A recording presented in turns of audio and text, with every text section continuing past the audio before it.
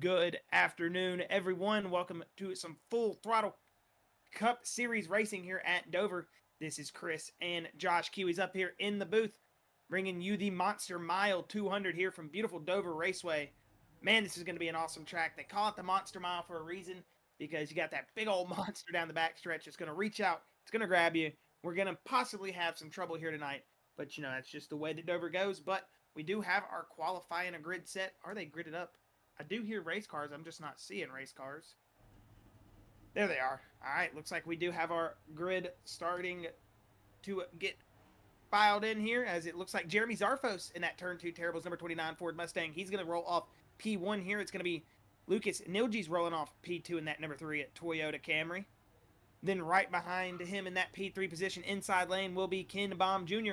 He'll be rolling off P3 here tonight with Kevin Click in that P4 position. Then it'll be Jimmy Barr in that P5 number 12 Ford Mustang machine with P6 going to Michael Zuver. Dylan Hastings going to start P7 with William Brown, who hasn't clicked in yet, at P8. Brett Strickler here in P9. Starting off with our top 10 being rounded off by Josh Susi. Then it's going to be Matthew Fitt starting P11 here with Robbie Bice 12th. David Schmill Jr. 13th with Brian Pressler 14th. Then it's going to be that 15th position of Bill Hells with Kyle McCarthy sitting to his outside lane in 16th. Kip Easley in 17th with Andrew May in 18th. Chris Lynn 19. Steve Stripmatter 20. 21st going to Ryan Broderick with 22nd going to Jaden Bingaman. Chad Engel going to be in 23rd with Briggs Swope in 24th. 25th going to go to Adam Taylor with 26th going to Don DeGroot. Then 27th going to that Charles Gurick machine. Then 28th is going to go to Shane Weldon. And that will round out your field, or 29th, excuse me. Will round out your field. Looks like Bill Hells might be rolling here to the back of the grid. Yeah, give it an EOL penalty. So that's why Shane Weldon will start in that 28th position. But I was able to go through qualifying, Chris, without getting tongue twisted. Man, that feels awesome. Are we getting straight started here? Is the pace lights already off? Looks like that's the way right now. And I know what else is off by Trading Paints. I was wondering why so many people were racing some ugly race cars, but then I realized it was me. Yeah, the pace lights are off, Josh. This is going to be fun, the Monster Mile. This is one of my favorite tracks to race. I need to race it in the sim, and this is such a fun track to race.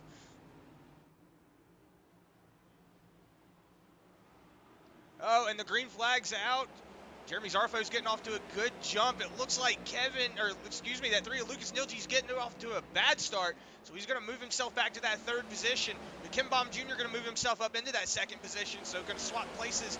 Kim Baum Jr. and Lucas Nilge's will. Whoa, a lot of people getting really loose back there. You know, this is the track that turns 1 and 2 can really mess you up. You know, I would say this track is the equivalent to the turf monster in football. It just reaches out, grabs you, and rips you down. You don't know when, you don't know how, and you don't know why. But it will happen eventually. We'll see some cars get loose here, beat bang.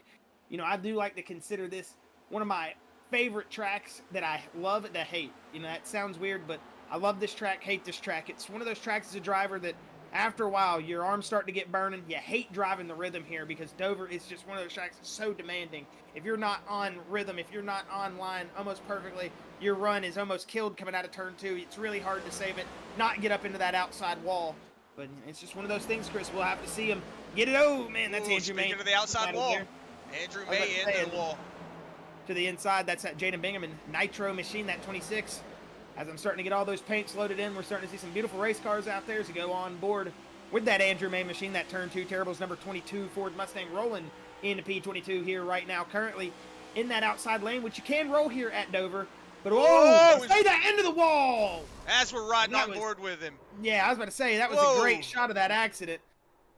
Man, you hate it for Andrew May, as that's going to be caution number 1 here at lap number 4, and he's going to use that other inside wall. Chris, what great timing to be on that camera, because that was a big shot we just saw there from Andrew May. Yeah, we're going to go back on board here. Have to rewind it a little bit. Looks like as he was coming out of that corner, maybe got a little loose and just got down into. Yeah, you see right there, he got loose coming out of the corner. So like I was saying, turns 1 and 2. You know, you were just talking about it, Josh. You have to be on your P's and Q's. I was literally about to utter the words out of my mouth. I was saying you can run that outside lane, but I don't know if you want to be there, right? And then he just goes. I mean, so it's one of those things, Chris, that unfortunate for Andrew May. Man, you hate to see it. That beautiful Battery Boys 22 Ford Mustang is unfortunately Man, Oh, that wall's gonna catch a battery charge if you know what I'm saying. I mean, who that else just beat was? the crap out of the 22 machine. I will say the Looks only like the thing good that comes 53. out of the Yeah, wreck is we really get to see the iRacing damage model, Chris. yeah. Bill With all the Hells. bumpers and stuff. Yeah, Bill Hells took a little bit of a damage there to the inside wall. Yeah, you see him getting into the gets into the back of the 22 at Andrew May, so he just getting it in the front and the back. Looks like he does got some rear quarter damage, but the front fender looks pretty all right. As I don't see anybody that came down pit road. Let me check one more time. Bill Hells, Briggs Swope, Don DeGroot, Charles Gurick, and Andrew May all down pit lane. We saw Andrew May go ahead and pull it to the pits, so he might have just gone ahead and taken the straps off. Said, "All right, guys, I'm gonna go ahead and call it a night." Yeah, it could have been one of those moments, Chris. I mean, it happens.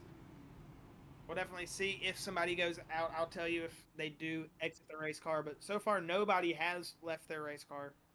And we do still have everyone that did start the race out there. But I would assume that Andrew May possibly isn't going to finish this race. That big shot he took, I mean, the front right fender ripped off. You saw from the onboard camera, the hood flapping around. I mean, a big shot to that outside wall.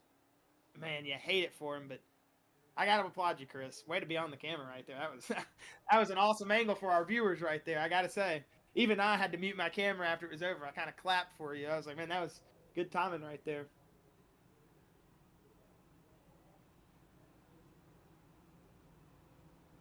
Yeah, Josh, we were just looking through the field, and it was unfortunate. We just happened to be on the. I say it's unfortunate because we don't want to see any of these drivers wreck. And Andrew May has just always had the unfortunate luck. These last few races. I've noticed that I've been calling his name out a few times in these wrecks, so it's unfortunate for him. No pun intended, Chris, but he does drive for turn 2 terribles and what happened in turn 2. I mean, that's all I'm saying. It did kind of get terrible in turn 2. I'm just saying. I was about to say. I mean, it's kind of one of those omens right there. They're gonna change their name next week to Turn 2 Awesome. We're going then watching it. Nah, I'm just messing with you. We'll see. I mean, you say that though, but look at the top 5, Chris. It's all turn 2 terribles beside that Sparkle Unicorn machine of Lucas Nilgi. So they've definitely got something going here at Dover tonight. You've seen these teams week in and week out, and one team we've seen that was so dominant, Chris, that was very dominant, was Nitro. We haven't really seen them put numbers like they have been those past couple weeks. The first 4 weeks me and you came back, it seemed like it was Nitro driver first, Nitro driver third, Nitro driver fifth, sixth. They were all over the place in the top 5, top 10.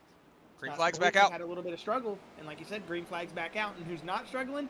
Jeremy Zarfos, another beautiful restart on that inside lane, Chris. But he's got a driver that has been very, very consistent of that Ken Baum Jr. machine behind him. So we'll have to see if that Toyota Camry's got what it takes. But it is Jeremy Zarfos. It is Ken Baum Jr., his turn 2 terribles teammate. I know they won't race each other hard, but I'm sure they're still going to go out here and battle for position. At lap 8, they definitely don't want to get tangled up or do anything stupid, but they also do want to lead a lap here, possibly get those bonus points. Yeah, for anybody that's watching, you don't understand how demanding this track is. Going into turn 1, they say this track is like a cheese grater. Once you see the tires after you're done with a run, it's like driving on a cheese grater. The concrete, not being asphalt, and it being concrete surface, it really eats those tires up. So turns 1 and 2 will really tear you apart. And if you get just a little bit on the gas, too early, too late, you can have what happened. You saw with Andrew May getting loose. Getting into the wall, and a lot of drivers you'll see coming out of turn 2 getting up into the walls. And turns 3 and 4 is kind of your chilled turn. You don't really have to do that much. You can kind of roll through it and get on the gas really hard. But right there, coming out of turn 4, that transition change, that's where it gets really tricky. You can really get your car out of whack coming out of turn 4. And sometimes coming out of 4, it's definitely not noticeable. Like when you're getting on the gas, it just happens. But definitely out of turn 2, as soon as you go wrong, you're going wrong. So it's one of those tracks that, we say, Chris, we got Miles the Monster or whatever, they call him up there, that kind of reaches out, grabs your car, and, I definitely knew I heard some tires. Was that Charles Gurick, Chad Engel? Possibly. I see somebody back there. Looks like maybe Shane Weldon. Looks like Shane Weldon Sr. Beautiful looking race car, though. Beautiful looking race car. We'll go back and see. Don't have the. Oh, there it is. It looks like Chad Engel. I heard tires squealing in that. The rear of the camera. Okay, so it was. It's happening in front of him. So yeah, it's Chad Engel. So we'll go back. As I say, I knew I saw somebody dropping there. Definitely was Chad Engel. We'll see what this Nitro car Oh, it looks like Oh. 4-car stack up right there. That's the 32 machine of Chris Lynn. Then he's got Jaden Bingaman and Carson Pittman. You see Chris Lynn kind of not drive it down across. I mean, he does drive it across the 35's nose. It's not like he really cut him off. Or, excuse me, it's not like he intentionally meant to cut him off, but he was driving it down over that nose of the 35 of Chad Engel. That made him check up. Jaden Bingaman got into the back of him. And it's just really one of those 5 o'clock rush hour traffic, bumper to bumper wrecks, Chris. You really can't do anything about it. Just a racing ordeal. Yeah, as I was trying to just see if we could see what happened, but you see him just, have to get on the brakes. We'll go on board here with Chad Engel, see if we can see it from his point of view. We'll actually go. See him get down to the corner. Yeah, he gets on the brakes right there, and then there's just nowhere he can go. There's nothing he can do. Oh, and then that massive shot right there. It's unfortunate there for that 35 of Chad Engel. Just wrong place, wrong time. Has to get on the brakes, and then we'll just rewind it here just for a second, just to see who else he collected in this. As you see, having to get on the brakes there. I really don't think anybody else got collected. It looks like Carson Pittman took some big front end damage from getting into the back of Jaden Bingaman. Maybe the 28 of Robbie Bice. Yeah, Robbie Bice did get some damage there. Oh, yeah, big shot there from Robbie Bice. See anybody else, Chris? Yeah, it looks like. Yeah, it does look like Robbie Bice is going to be the only damage, as he's down pit lane right now. I got a driver chat that I can put over the radio here live. Susie said, "Didn't we just have a patience discussion in Discord?" So drivers being drivers, man, I love it. I wouldn't really say that would be a patience thing. That's just, you saw. Well, Chris, you can look at it from a perspective of they're thinking of why are y'all trying to battle so hard or whatever it may be in their mind. But in reality, it was just they got kind of checked up there, so it happens. I mean, I do like the driver inputs there. Yeah, as we're gonna be slowly starting to try to integrate more driver integration, I guess you can say. I'm gonna try to driver input. I'm working on the webcams and stuff. I'm working on trying to get where we can see. I know that SDK has an input section where you can see the steering wheel, but I don't like that input section. I'm gonna try to find one to where I can see where we can see where the drivers are actually, how hard they're turning, how hard they're having to get on the brake. I'm going to figure all that out, and then, we're going to be able to see all that. So I got a couple of things coming up here in the next week, where we're going to be able to really see, what the drivers are going through, as far as they're turning and, how hard they have to get on the brakes and, stuff like that. Yeah, Chris, we're definitely new again, I guess you could say, to the game when it comes back to this broadcasting thing. They've changed a lot on SDK, so it definitely, I think it seems like it might be a little bit user-friendly compared to what it used to be, but if we can get some cool webcams going and everything, that would be awesome. I'd love to get, more of that driver experience, and we need to get some possibly caution interviews going here soon. I wouldn't mind that. So we need to talk to the drivers and figure out who doesn't mind talking in the middle of the race. I know some people, if you're me, especially me, I don't like. I'm the same way. People, I just like to be left alone. So figure out some drivers who want to talk, and hey, we might have some in-race reporters if we can find some people that want to do it. That would be pretty fun. In the middle of a caution, pull somebody up and annoy them for a couple seconds before we send them back down to go out and have to battle their way back to the filters. Yeah. So if you're rewatching the broadcast and you want to be just interviewed during the race, don't mind it. Just put it in the add us in the Discord, let us know, and we'll pull you up during the race. For sure. But Chris, look what we're getting back here too. It's going to be Jeremy Zarfos, Ken Baum Jr. bringing us back to the restart, and another beautiful inside lane restart from that turn 2 terrible 29 machine of Jeremy Zarfos. That Ford Mustang going to fire off like he's on a crowd hunting mission. About to pull out of the the grocery store parking lot after the car meet. That's the kind of takeoff he just did. But Ken Baum Jr., big run out of turn 2, Chris. That Toyota Camry starting to find some pace here at lap number 16. We do have 200 laps here tonight at Dover. So if you're just now joining us, this is the Monster Mile 200 here, presented by Full Throttle Cup Series at Dover. So we'll see some awesome racing here. As you see, 2 wide there between Josh Susie and Kip Easley. The cameraman is focused on all the way back here. as we'll roll down the back straightaway here and see some drivers kind of mix it up here for that 10th and 11th position. That's Ryan Broderick, the 27 of David Smill Jr., that up and smoke driver, that 3G8 machine of Kip Easley, and then behind him will be that Dylan Hastings machine, and then Matthew Fitz, Carson Pittman, and that 32 of Chris Lynn. That's all through 16th position right there.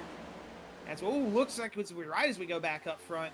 Yeah, I was about to. Going to give a little bit of a tap to the wall, but Chris, he did run fastest lap that last time at a 22.946. That's why I clicked on him, and then we saw that wall tap. I was about to say, good lap there from that Zarfos machine. But look at Lucas Nilge's that Team Sparkle Unicorn number 3 machine. He's starting to regain that pace. He did start in that outside pole position in that P2 spot. Just had a bad start on the initial start of the race. And on the restarts, just hasn't really been able to gather, on this run. So now that he's had a little bit of a run under him, we've stayed green here for a few laps. It looks like Nilge's and even Kevin Click starting to find a little bit of a pace in their car as Ken Baum Jr. and company are really starting to pull up to that Jeremy Zarfos machine. Hopefully Zarfos didn't use a little bit too much. I still see Ken Baum Jr. running about a tenth off of him, 23.10, where Zarfos is still running about a 22.9. But other than Zarfos and Nilge's and then Brett Strickler, everybody else is running 23s and up. So it's looks like that those two guys are really the only ones still holding that 29, or excuse me, that 22.9 pace. But that could start killing the tires, Chris. Here we could see these guys in second, third, fourth position that are running a little bit slower start to pick up here because in these long runs, slower is technically faster. Yeah, and I was actually sitting here watching Ken Baum Jr. The way he's running this line. Whoa, it was a little bit of a bobble there from Ken Baum, but watching him diamond 3 and 4 is it's kind of weird because that's actually the way I drive 3 and 4. You see him dive down to that inside lane, and then he kind of lets it float out there to a little bit, and then tries to dive it back down when he comes back into turns 4. He almost drives it like a Darlington 1 and 2. Yeah, honestly, that's how it feels, and that's how I remember. Yeah. That's how I remember driving. Over that hump, man. The hump going into turn 3 where you go into the bridge. I don't even think is there a bridge now there anymore? I don't know. Yes, there is. There is. But yeah, going under that bridge right there, going into 3 and 4, it's got that big old speed bump, as I like to call it. It'll definitely unsettle the race car. So if you're not on your P's and Q's and not paying attention, that hump into 3 and 4 will definitely catch you out. Definitely put you in like the outside wall, and it can be night over. You can have an Andrew May type wreck off that bump in 3 and 4. So you just got to be careful as we got a little bit of a battle. Going on back here, this is that 10th and 11th position. As you see Ryan Broderick, and then, that's 11th right there. As him and that Domino's Pizza 27 to David Smill, they're going to get a little bit of contact. That's Up in Smoke and Nitro Racing drivers right there. So maybe a little bit of something we haven't seen, Chris, because these guys definitely look like they're using each other up. Definitely racing hard is the one. That's another Up in Smoke driver. That's Dylan Hastings putting the bumper to that number 5 machine. Oh, and that's going to cause a big pile up. That should bring out the caution. Briggs Swope going to be involved. Oh, that's not Briggs Swope, excuse me. That would be the 67 of Brian Pressler. Yeah, we Briggs see Swope the has already been down pit lane. 51 is Steve Strittmatter involved in that. Strittmatter involved, Broderick, and Ryan Pressler. You see the 5 of Broderick. Just all involved in that. Man, unfortunate, but a lot of bumping going on there. Maybe somebody trying to let off the gas and not wanting to go through the corner as fast as driver behind him wanted to go. But we're going to go back here and see what happened exactly. I'm going to get back up here. I would say the 1 was definitely pushing the 5 into the corner. I just don't know what happened after that. Maybe we'll have to see. Because right there, he pushed the 1 up, or 5 up when they were coming into 1. Can we roll it back before entry into turn 1? I just want to see what happened. I'm not sure. I don't really remember after the wreck. You get so excited. So yeah, it looks like he's just bumping him there. And then it's just unsettling the 5 way too much. He gets into Carson Pittman. Gets into Colin McCarthy involved. You see Charles Gurick. Strittmatter. Carson Pittman's driving a crab down the track. I mean, it was crab walking. Yeah, so it just tore up a lot of good race cars, man. You hate to see that. It just looks like that bump there from Dylan Hastings just upset the. Gonna go back here. We'll watch it from Dylan Hastings' point of view. As you see him going down here into the corner, it looks like Broderick. Before they go in the corner, maybe Dylan Hastings takes this where the 5 drives down. From his point of view, he'd think, I don't know, does he think he's cutting him off? I don't know. because he is driving in hard there, you know. And see a couple of bumps there. That's going to unsettle Broderick. And then he's just going to get loose. That's going to shove him into Carson Pittman, and then chaos ensues. Yeah, I would say that. I don't know. I would say that Broderick possibly wasn't at fault there. It was just one of those. I think maybe the one thought that he was going to stay a little bit higher, and he was coming on a big run, Dylan Hastings. So he, you know, in the the 5 was checked up behind that 27 of David Smil. So I think in the one's mindset, he was going for the gap. He wanted to hit it, but the only thing that got in his way, obviously, was that 5 machine coming down the track, and he was already on that big run. Hit him once, hit him twice, and sometimes when you hit him, it's like a magnet. You just keep going back and hitting him, even though you're not trying to. You keep doing it. So, you know, you hate to see it. Big wreck on the backstretch, but like we were saying earlier before in the pre-race, Chris, it's Dover, so it's bound to happen. I mean, you hate to see it, but that is just pretty much the way this track goes sometimes. It really is, you know, and like I was saying, it's one of those things where, you know, you're getting into the corner, and like I said, I'm not really going to place, you know, a blame on it. You know, I'll let them duke it out. You know, I'm just going to say, you know, from my point of view, it looks like maybe, you know, Ryan Broderick got down into the corner, maybe a little too hot, had to get on the brakes, had to get out of the gas a little bit, and you know that Dylan Hastings just wasn't expecting that much of a checkup, and you saw him bump him a couple of times. Maybe he was just, you know, attempting like a hey, go, go, go, but you know, Dylan Hastings, I mean, Ryan Broderick just, you know, wasn't committed to the corner, and he bumped him a little too much, and that unsettled the car going out, you know, in the 2, and then you saw what happened. One bump unsettles you and you try to regrip it. 2 bumps while you're trying to resettle the car, that's when it becomes a disaster. So especially in that corner, especially right there, because you can get really loose just by yourself, as you saw with Andrew May. Dover is definitely one of those tracks that you don't want to receive a bump going into turn 1 or turn 3, or turn 1 or turn 3. So you're so fast on entry, you got to commit so hard. One little nudge, it's a good night nurse. So definitely what happened. You hate to see it, but yeah, we're only 30 laps into this. We're only 30 laps into this too, and you know, we've already had, well, this is our 3rd caution. Yes. So we've only got 20 cars on the lead lap. We do only have 20 cars on the lead lap. And I want to say those might be the only cars. All the 20 of those cars are the only ones on track. I want to say the rest is in pit road, possibly. No, Chad Ingles out there. Okay, I'm lying. Chad Ingles, Strip Matter. Rick Swope's out there. Robbie Bice is also out. Don DeGroot is off the track. Brian Pressler in pit lane. Carson Pittman. Oh, sorry. Oh, sorry. Sorry. So Jeremy Zarfos off to a good jump again, Josh. But look who's right behind him. Lucas Nilge's off to an also really good jump. But, oh, my goodness, right behind him, last week's race winner, Ken Baum Jr. on that inside lane. Let's see if he's going to make a move into turns 3 and 4. Make it stick, or if Lucas Nilge's going to shut that door on him. Doesn't look like he's going to be able to make it. Yeah, it doesn't look like he's going to be able to make it. He's just going to shut that door. But, oh, getting a little loose. That restart. I think we got a little bit carried away right there. So I do apologize for missing that restart. But I will say, Chris, this is Lucas Nilge's best restart so far. He's moved himself back up into his original starting position. And the top 3 is looking like it did how we started this race. Jeremy Zarfos, Lucas Nilge's, and Ken Baum Jr. With that number 9 machine of William Brown, that Team Sparkle uniform machine. He is pulled his way up into 4th. He originally started in this race in that Earnhardt Jr. position of 8th, excuse me. So he's now moved his way up into that 4th position. That number 9 machine does not look like he's running the same livery.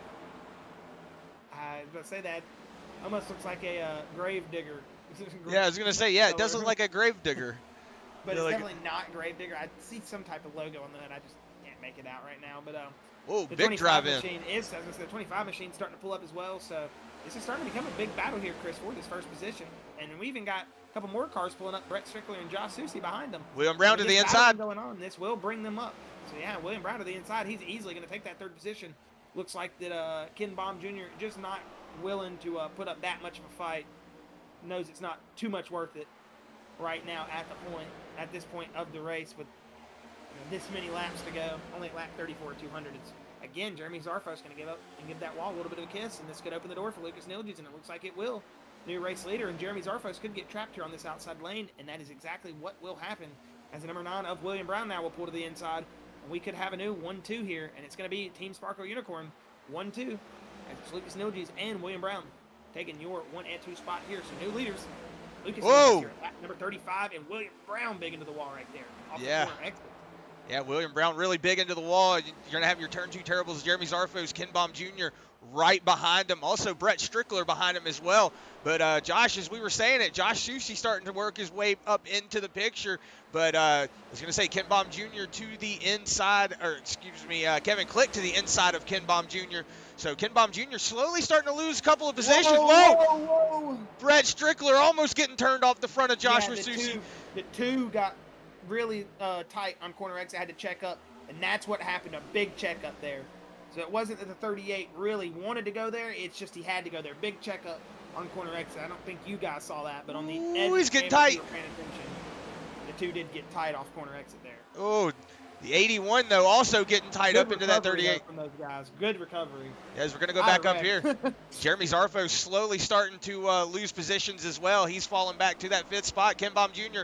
all over the back bumper of Kevin Click. Yeah, and it looks like Lucas Nilge's just gonna get out of the way of his teammate and gonna say, "Hey, William, go lead a lap, buddy."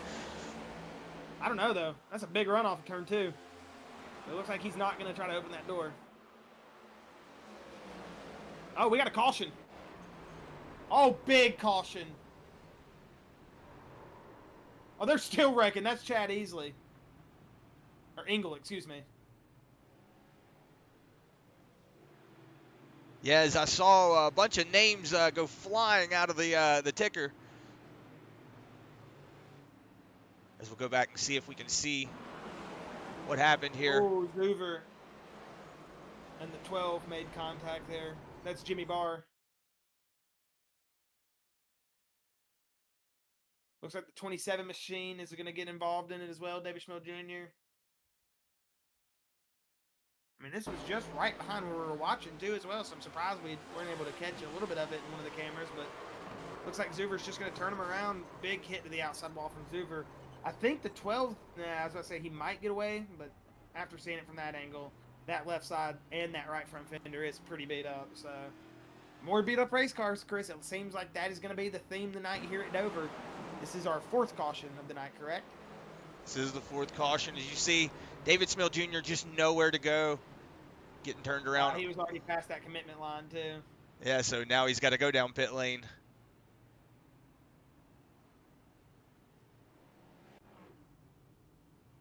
As you're going to go back live, it looks like do have Michael Zuver down pit lane.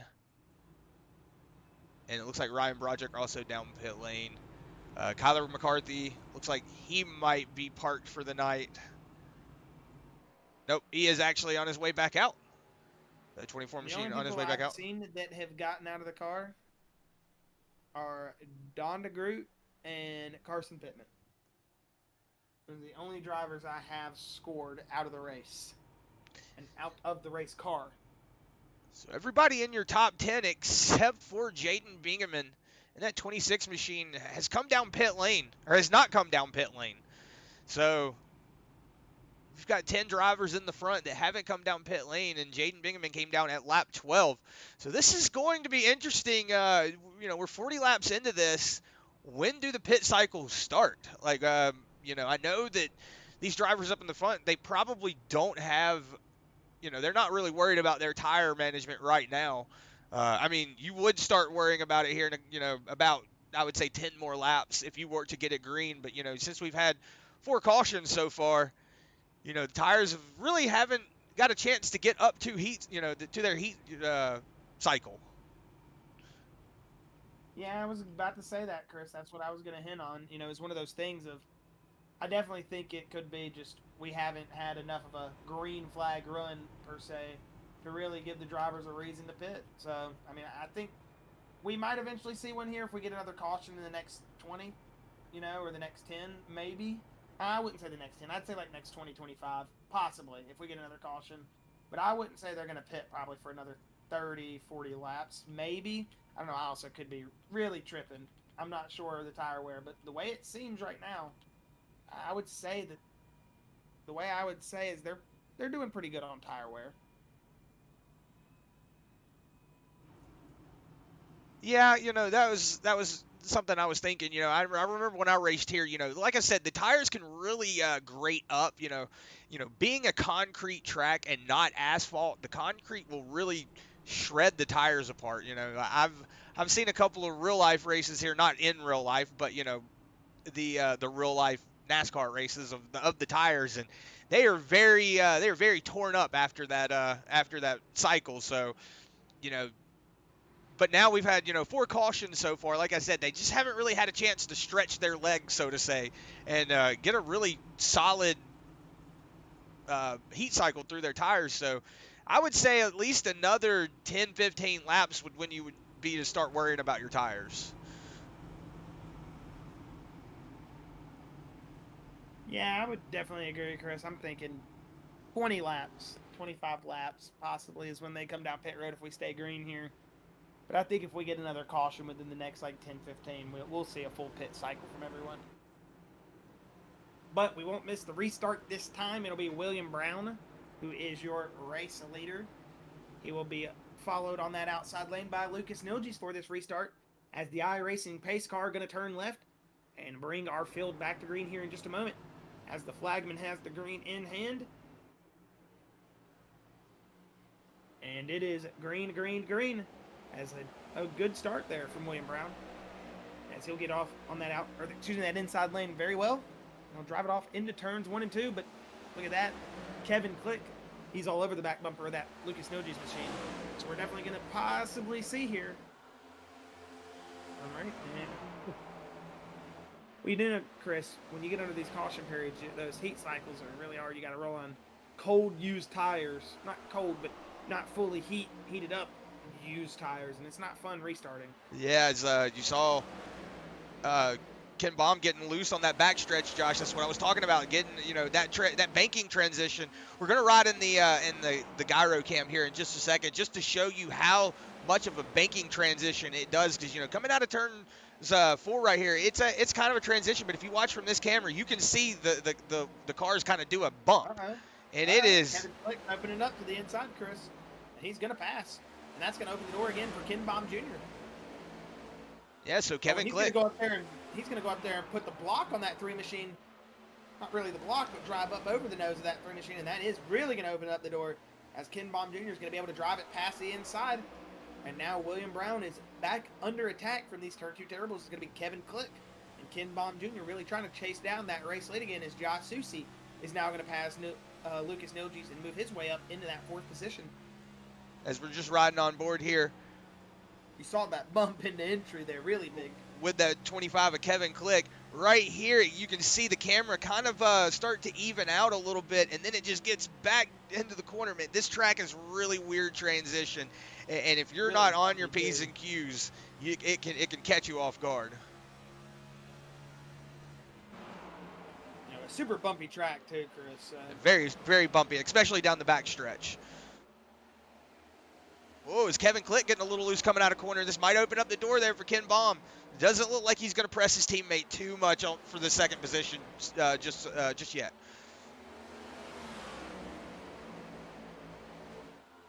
Whoa, as it looks like the 26 of Jaden Bingaman getting a little, the 3 of Lucas Nilges getting a little out of whack back there, having to get to the inside. Looks like he might have almost gotten in the back of Brett Strickler. Had to get out of the gas just a little bit. He's riding on board here. Excuse me, Josh. That's funny. We said the same thing at the same time. As we're riding on board here with Josh Susi, man, this Nitro driver started in 10th position. With all the wrecks we've had, though, it's moved him up here in the 4th, Chris. But he is driving a very good race. I mean, he's holding a very solid pace here with Ken Baum, Kevin Click, and William Brown & Co. So I would say he's got the pace here. These Nitro cars, I was just talking about it at the start of the race, Chris, have been fast week in and week out, but just haven't really been flexing the muscle as much as they have been these past couple weeks. So it's good to see Josh Susi definitely starting to show some pace here. We know that they've got some good long run speed, and it's it's no surprise that we're seeing the Nitro cars really start to open up here. And not really far behind him in that 6th position is Jaden Bingaman, who started this race, Chris, in 22nd. So he's on that outside lane right there. He's racing that. Into the wall. A little bit of a wall touch there, but it looks like he's going to clear with some speed down the backstretch. We'll see if he'll be able to hold it here into 3 and 4. I like that Crown Royal. Like that Crown Royals. A little bit of a wiggle, livery. but man, Lucas Nilges looks like he's really starting to lose his tires, Chris. He's not even able to hold that inside lane, so definitely something going on with that Gamer Supply number 3 Toyota Camry. Yeah, I was going to say the same thing, Josh. Looks like he's starting to get a little loose at a corner exit. And that's what these old tires will start doing. You know, we always talk about it every week. There's a big drive in there from Nilges. Woo! Maybe he heard us talking and said, all right, let me turn it back up. Oh, it looks like subs. I just realized that. I think that's the second time I've called it Gamer Supply when it's Gamer Subs. As I want to say, Brett Strickler was all over the back bumper of Josh Susie, but to the inside. Whoa! As I thought he was going to make that move to the inside, but he was like, all right, I'm not going to press the issue too much. Being that far up at Dover is really going to open up Jaden Bingham in here a little bit. But man, a big drive down. Big run. He got. I thought he was going to get up into the wall a little bit. I thought he overdrove it, but he was just setting it up. Big drive from Brett Strickler, but you see how much he drove it into 1 and 2. A little loose on the inside lane, excuse me, but that's going to reopen Josh Susie up. And we'll see if Susie's now going to get that same run. As you're right on board here with Brett Strickler, you see Susie on the outside lane. Right behind him is Jaden Bingham in that nitro car of Josh Susie. Oh, man, this is a tight race right here for this 4th position. Brett Strickler, though, with a big old slingshot down the front stretch there just a moment ago, Chris. Awesome run there. Yeah, good pass there for position for that 38. Now he's up here battling with these lead guys. Let's see if he has a big run out of turns 4 like he did this last time. Doesn't look like he's going to have the same momentum that he did coming out of turns 3 and 4 last lap, but still a big drive in there from that 38 machine. And if you're wondering what happened to our original pole sitter, sorry, I cannot talk right now. Jeremy Zarfos did start this race in first, but he seemed to have fallen back. He got past a couple laps ago, about lap 20, 25. He started to fall off a little bit, fell back to second, and then before you know it, it was like almost he was back to 4th, and then it was 6th, and then he's just been kind of hanging out here in 8th. So we'll see if he can get some tires, possibly an adjustment on that race car. It'd be nice to see Zarfos get back up here and run. We know he's got quick speed. We'll just have to see if he can get that speed dialed in over time, because it definitely looks like he big run. I was about to say big run from Brett Strickler here, though, Chris. Yeah, it looks like that. I was going to say, it looks like that top lane is starting to work for him. It looks like coming out of turns 3 and 4, he is getting a slingshot of a run down the front stretch. Look at that run he just got down the back stretch. Ken Baum has no shot for it. And look how high he's rolling turn 3 and 4 here. He's going to drive it down to the middle lane here. He's going to hook it up. It's going to ride him right out to the wall, but he's going to get a decent little run. 169 miles an hour, 170 down the front stretch into turns 1 and 2. As he's going to dive it to the bottom here, and Kevin Click, he's got to be sweating bullets here as he's been seeing Brett Strickler just climb up and climb up and climb up, and that timing in the black box in the bottom right. I saw a little bit of a shakeup back here with that 8 machine of Kip Easley. See that 76 of Charles Garrick, 32 of Chris Lynn. And also I want to say the 53 of Bill Hells, all back here. Oh, no, that's the 32, excuse me. The 32 of Chris Lynn, all battling back up here. But we're going to go back up here front and see if we can see what's going on. As I see Ken Baum Jr. all over the back bumper of that 38 machine. I saw it in the ticker. I saw him all over the back bumper. It's a good drive out there from the 38. That top lane is really starting to work for him. Oh, it looks like the 25 of Kevin Click going to go up there and block. Yeah, Strickler's found speed, but he hasn't found the speed yet, or found the run to really get up here and disrupt Kevin Click. And I say that though,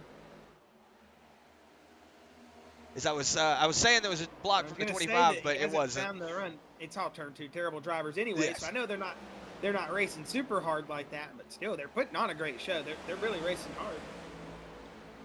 Yeah, as William Brown is just kind of relaxing up here in the lead right now, just running that same line. He hasn't really moved up the track any. I've been kind of watching him out of the corner of my eye, you know, when we were watching the Kevin Click and Brett Strickler right behind him. But he's running that same line that he has been the whole time, just kind of running down towards the bottom, running the very low line. And then when he goes into 3 and 4, he's just kind of also running that, I wouldn't say middle line, I would say just like a mid-low line. You see him get almost down there, and then he kind of goes back up to the top. And he kind of does like a little bit of a diamond. Himself up to the inside Whoa. Here. And he's going to be in P2 scored for that lap. See if he can hold on to it here at lap 64. It could have been a terrible. It could have been a terrible time for the turn 2 terribles in turn 4. Whoa, a big shot there from to the back of Ken Baum Jr. from Jaden Bingaman, and the 81 got out of sorts too at the same time. So, Chris, this is when we were saying they might possibly pit. We might be lying. I'm not sure when they're going to come down pit road. It's been such a minute that I've raced at Dover, and I haven't raced in this generation of Cup cars here, so I'm not sure of the tire deck. This is my learning experience here. As right now, currently we only have 17 cars on the lead lap. Chad Engel, Briggs Swope, David Smill Jr., Jimmy Barr, Robbie Bice, Steve Strittmatter, Kyler McCarthy, Michael Zuber, Brian Pressler, Carson Pittman, Don DeGroot, and Andrew May, all off of the lead lap. Andrew May not in the... Speaking of Carson Pittman, Michael Zuber, and just now, within the last 45 seconds, Steven Strittmatter. And are out of the race car, as well as I want to say... Excuse me. Don DeGroot. It says Andrew is blacked out for me, so I don't think he's in the race at all anymore. He's definitely, yeah, he's still 36 minutes down, but I don't think he's out of the race car yet, or not out of the session, but he is out of the race car, I should say. As I was going to say, Josh, the 38 was all over the back bumper of William Brown just there for a second. And this Turn 2 Terribles machine, Brett Strickler, has found something, man. Started 9th, and whoa, he's definitely getting some drive-ins that would make you definitely not want to look up in the mirror. Yes, you don't want to look up in the mirror and see that coming at you, right? Yeah, don't want to see that. But Josh, as we were talking about it, the 26 of Jaden Bingaman up 18 positions right now in that 4th spot. He is moving right now. Currently our biggest mover in the field. One of those nitro drivers, man, you know. I'm going to hit on him again. We were talking about how they've not been lackluster, I would say, but, you know, just haven't been as dominant as they have been, you know, the past, I would say, 6 weeks, possibly. You know, it's been about 4 or 5 weeks ago that those guys were running 1st, 2nd, 3rd, 4th, 5th, 6th, 7th, 8th. It felt like everybody was in nitro was up there getting some type of good finish week in and week out. So to see them get back up here at Dover, flex that muscle, it's nice to see everybody mixing up. We got Sparkle Unicorn, Turn 2 Terribles, Nitro, and Up in Smoke all in the top 10. So a bunch of teams representing tonight. And a lot of guys out there trying to get a good finish for their team. And who knows, Chris, with the way these cautions have been shaking up the race so far, anybody could possibly win this race if you're just there at the end when it matters the most. You know, we did see that 12 machine earlier, Jimmy Barr, get into an accident. He is not on the lead lap, currently scored in 21st, but he is on fresher tires than these guys, so he's going to be able to run a little bit faster possibly, but also has some damage, and you hate to see it for him, but he's still out there running, scoring points, so that's all that matters, you know. He's got the heart. Yeah, you know, I always used to say, you know, whenever I would wreck out, I'd be like, man, I'm done. I don't want to race anymore. But, you know, to get out there, even after you had all the adversity and everything, to get back out there on that racetrack, knowing, you know, I'm not going to win, not going to be able to score in the top 10, whatever, just to be able to get out there and race and turn laps, I have so much respect for that. You have no idea. Oh, for sure, Chris, because I'm definitely one of those guys that I won't even let a wreck finish on our racing, and I've already all F4'd. Yeah, pretty much like me. I'll be getting spun down the back stretch, and before I even touch the grass, I'm like already out of the session. I don't know. Does that save you from taking like incident rating? I have no idea. I mean, I know it doesn't help your I rating quitting a session soon, like you know, like that. It definitely lowers your I rating, but does it mess with your incident rating? I don't know. Not 100% sure. I always like to believe that. Right now we got. Don't be like me. Unless you know you're about to cause the biggest pileup ever, then all that for it. Whoa, whoa, whoa, whoa. Is William Brown getting a door bang there from the 38 of Brett Strickler? This is going to open up the door for Jaden Bingaman. I was about to say, going to open that door up. They're still they are door banging. Doors. They are still banging doors. William Brown backing out all over that back bumper. Whoa! This is getting sketchy. I'm going to say this could get hairy. Yeah, that looks like they're going to settle it out for looks the like moment. Jaden Bingaman did what I would do. Just get the hell out of Dodge. Back off. It looks like they let bygones be bygones for the moment, but I wouldn't want to be around that 9 if I was in the 38, and I wouldn't want to be around that 38 if I was in the 9. They seem to be wanting to use each other up right now, and whew, Whoa! That is a recipe for disaster. Oh, speaking of disaster, that's Kip Easley down the backstretch. And we still got a couple cars piling in. I see a bumper swinging around there. Oh, that's your original pole sitter of Jeremy Zarfos. And I see the one of Dylan Hastings. Big damage to that one machine. That's the bumper we saw.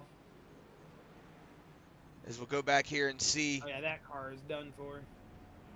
I think. Maybe not. I thought I saw his. Oh, Kip Easley just came in like a missile. Yeah, let's see what happened here.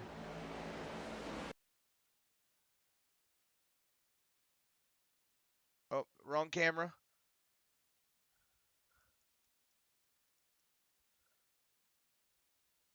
Oh, as it looks like looks like Jeremy Zarfos and Dylan Hastings got into it. Right there, they got into it, got into the wall. Yeah, there was nothing for Kip Easley to do. There was nowhere for him to go. Yeah. Everybody is down pit road, Chris, as well.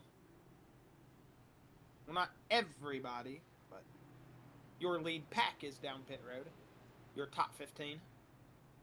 As you see Brett Strickler get into his pit box, this will be a good race out. This is all about who got in first, but it looks like Strickler will easily win this race out of pit road.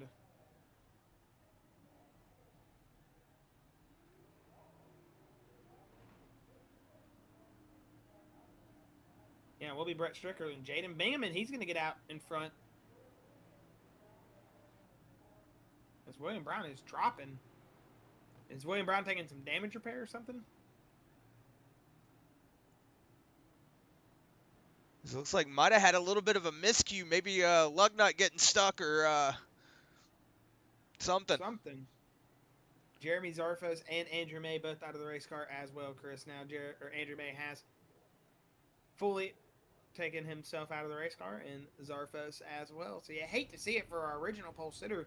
Zarfos, man, I just don't know what happened. 1 second he was leading, the next second he was dropping like he had 1,000 pounds of bricks in the back of that race car. So you hate to see it, but you know we've reiterated on it multiple times tonight. It's just Dover. But with this lower card count, these laps might start blowing by if, you know, we get a smaller card count here, Chris. So you might want to pay attention because there's going to be some good racing here. And we still got some very good race cars out there. It's going to be Brett Strickler after your pit stop cycle in first, with Jaden Bingaman rounding out that outside pole lane, or excuse me, outside front row. I don't know why I said pole lane. Outside front row. And Jaden Bingaman doing a hell of a job right now. That 26 Nitro machine up 20 positions, started 22nd, rolling second right now. So, you know, your second row right now will be Kevin Click in third with Josh Susie in fourth, Ken Baum in fifth with Bill Hayes in sixth, Charles Garrick seventh, Chris Lynn in eighth with William Brown ninth, Lucas Nilges in 10th, Shane Weldon in 11th, Matthew Fitz 12th, Broderick 13th, and then Engel, Easley, Zarfos, and Swope is 14th, 15th, 16th, and 17th. Is David Smith and co out on track still, Chris? Can you click back there for me and let me see? David Smith, 18th position and back. Are they still out? Okay, yeah, they're right there.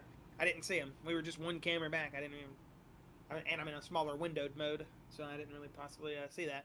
So yeah, Andrew May and... That's not Andrew May, excuse me. Jimmy Bart and Dylan Hastings in that 19th and 20th position, still out there on the racetrack. Is Robbie Bice still out there?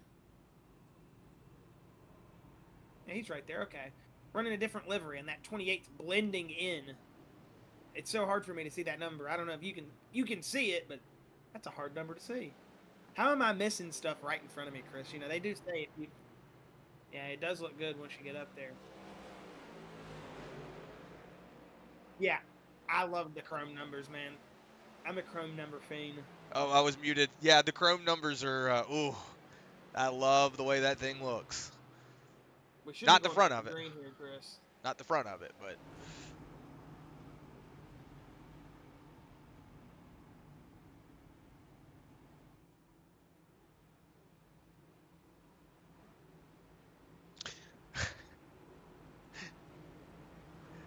I am sorry, Rylan. Just realized you were texting in the chat. Good to have you here, buddy. Don't let him lie to you, Rylan. I heard him literally say that I'm not going to talk to Rylan. I have it pulled up on my other monitor where I can't see it. But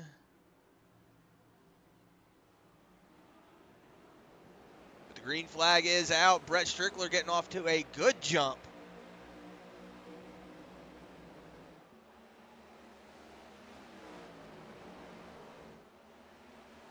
Is Kevin Click going to fall? Whoa, it looks like, it's Charles Garrett. It's Charles Garrett. 32 of Chris Lynn. Whoa, and good driving there from everybody. Somebody was wrecking in 3 and 4 there on the bottom apron. I don't know who it was. Somebody got around on the apron by themselves.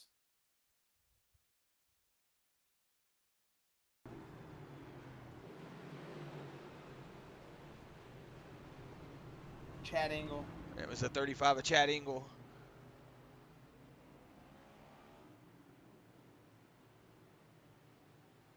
So go back and see.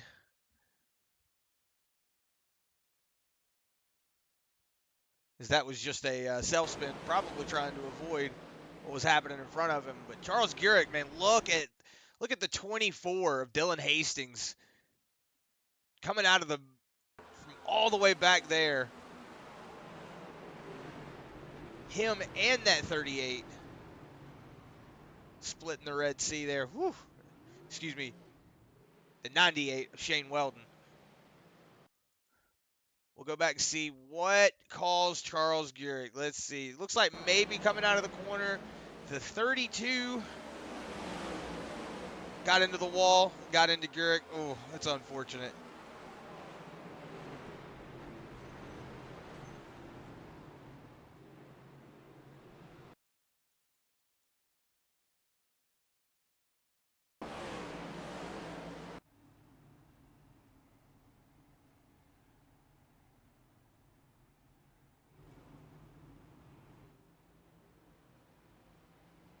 As you see Kip Beasley pulling around there on the outside lane. It should be one of green this next time by, possibly, I think. As we're lap 83 of 200 here at the Monster Mile 200 at Dover International Speedway. If you're just now joining us, it's been a semi-chaotic night here, Chris. We've had this is our 7th or 8th caution.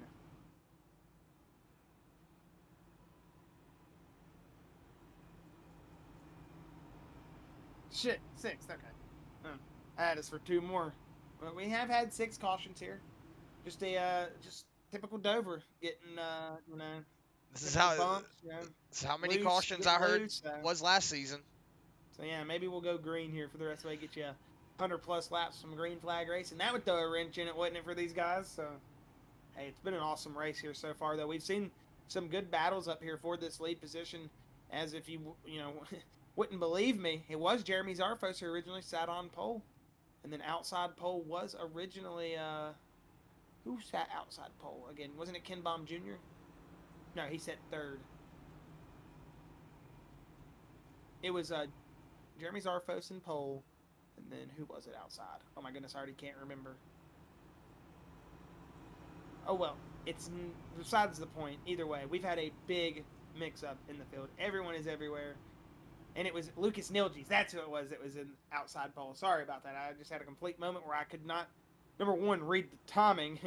And number 2, I could not remember who was outside pole. But yeah, Lucas Nilges back in 9th. He's had one of those nights where he was running very well all the way up until just about 15, 20, 25 laps ago. And it just seemed like he's just really, hasn't been able to find the race car where everybody else did. But with these fresher tires on the car, we're coming back here to 1 to green here. I think this time by, we should get some green flag racing back, and we should see these guys possibly just settle in and, get in for the long haul here. I'm thinking it's going to be one of those nights that after we've seen everybody with these caution periods, maybe everybody just wants to get settled back in, get out here, get some good racing going. But I think we are still going to see some awesome racing up here for the lead, expecting to see Jaden Bingaman continue this momentum run and possibly get up here and lead this race. It'd be nice to see Jaden Bingaman in that 26 machine have some success with this, the unsuccess, full nights he's had these past couple weeks.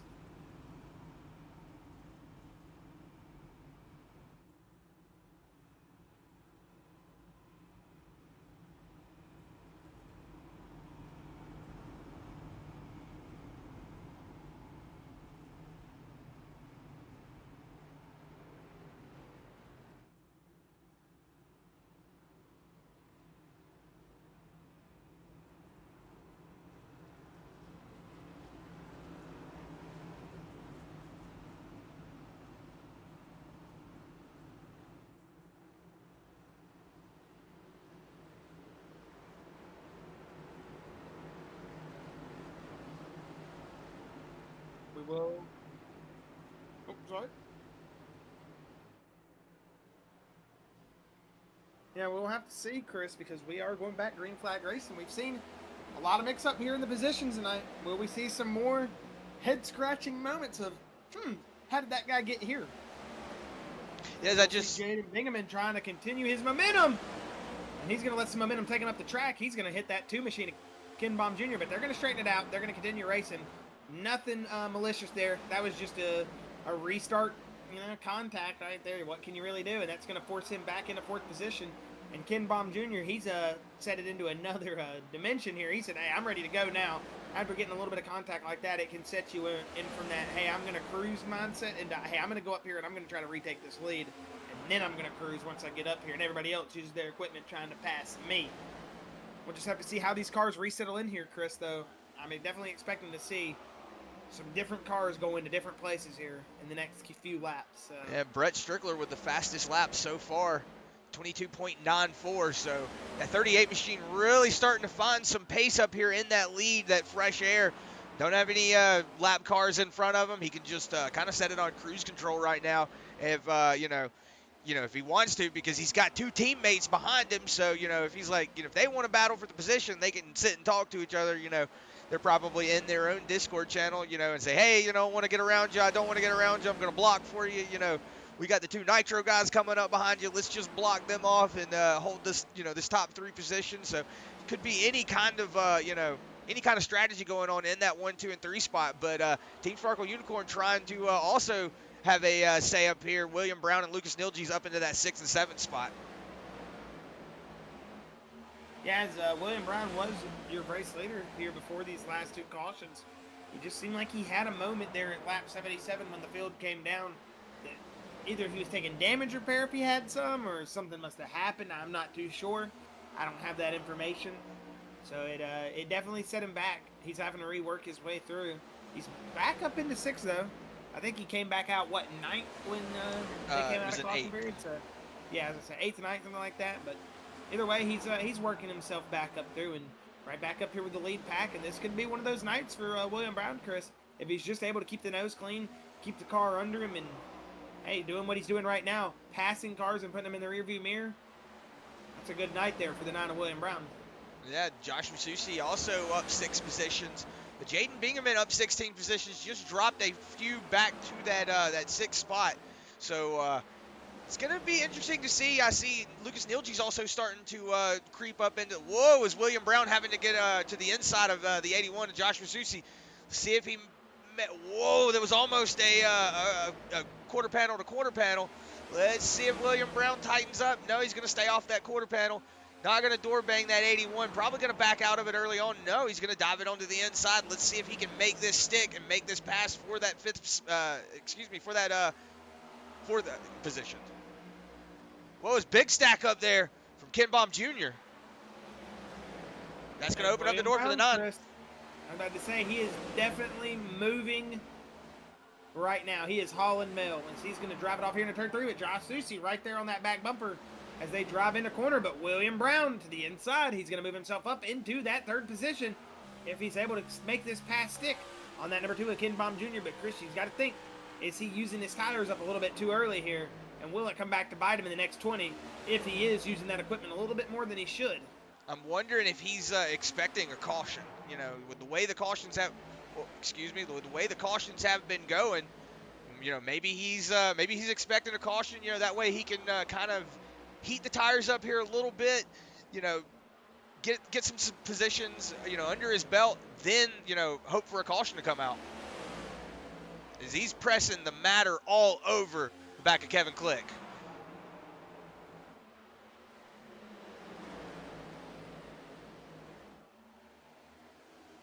As we've got 3 more laps to the halfway point of this race. The 9 of William Brown just going to go ahead and take that inside. It looks like Kevin Click just gave up that position. He's like, look, man, I ain't going to battle for this. I'm going to let you go. Because right now, he's all over the back bumper of Brett Strickler, Josh. I wonder how Strickler's going to handle this. Looks like he's just going to do what everybody else is doing. Let him by. Yeah, I wonder if there's a little. Have that same mindset that I have, Chris.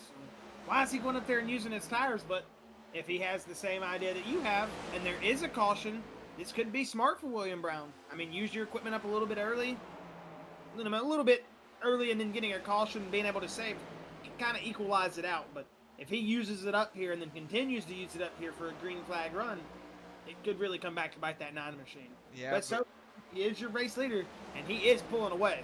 Yeah, he's 6 second. I was about to say the same thing, Josh. Starting to slowly pull away is that 9 of William Brown. So I wonder if Brett Strickler and them are in their camp going, hey guys, look, just let him go. Just let him go. Let him go, use his equipment up. We're just going to hang back here. We've got, these positions. We'll catch him. I wonder if that's the conversation that's going on, because I did notice that they all just kind of got out of his way. He could have made an adjustment, Chris, on that last pit stop, and that's why he was in there for a little bit longer, because he is definitely hauling the mail right now. William Brown is moving. Yeah, already almost a 7/10 gap between him and that 38. He's starting to pull away from him. As we see, he hasn't ran the fastest lap of the session, but he's still moving, Chris. For race pace, he's going pretty quick. But like we were saying, you just got to hope it's not going to come back to bite him. For such a strong car, I would like to see him there at the end, possibly racing for the race win. Yeah, as Brett Strickler, Kevin Click, Jaden Bingaman got around the 2 of Kenbaum Jr. So it looks like Kenbaum Jr. is just going to go ahead and give up that position, let Jaden Bingaman go ahead and move back up into that 4th spot. But Josh Susi going to also be just kind of hanging out in that 6th spot. He's got the 3 of Lucas Nilges all over his back bumper. But, also Chad Engel, he's had a couple of wrecks, couple of spins, couple of adverse moments go his way here tonight, but he's currently sitting in that 8th spot. We're going to go back here to that 69 giggity of Matthew Fitz, currently sitting in that 9th position, and then behind him is that 76 of Charles Garrick in that 10th position. Chris Lynn, in that 11th spot with Bill Hells in 12th. Shane Weldon in that 13th spot, Ryan Broderick in 14th, and Kip Easley going to round out your lead lap cars in 15th position. We're going to go back on board here with that 9 of William Brown, but Josh, look at who's all over the back bumper of him. It's Brett Strickler, man, and he is moving now. Whoa, door bang. Wonder if William Brown's going to react. I saw William Brown getting a little loose. Woo! Oh, they just cut. Yeah, but they're going to roll away clean right now. Whoa, bump there. Let's see if he keeps it. Good save William there from the Brown 9. is holding on to it. Good save there from the 9. Oh, we're stacking up. 3 into 1. Oh, my gosh. Oh, my gosh. And you see the 25 of Kevin Click go, hey, man, I don't like that. Josh Susi is probably thinking, what the heck, man? I just came up here to race. Yes. I don't want to be into this. This is turning into a UFC fight on the racetrack. Whoa, there goes Kevin Click off the front bumper. Around goes Kevin Click. Kenbaum Jr. involved. Man, all these good race cars getting tore up tonight.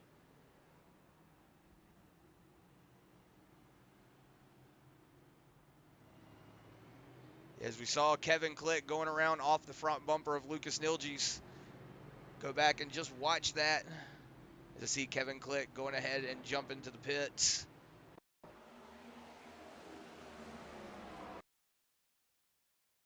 As you see coming out of turn 4, it looks like, let's see if we can see it.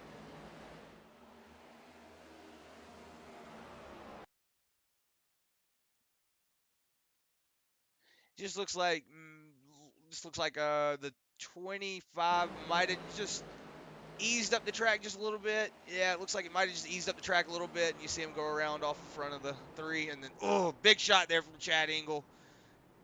As I was just talking about how he had all that adverse moments, and just big shot there.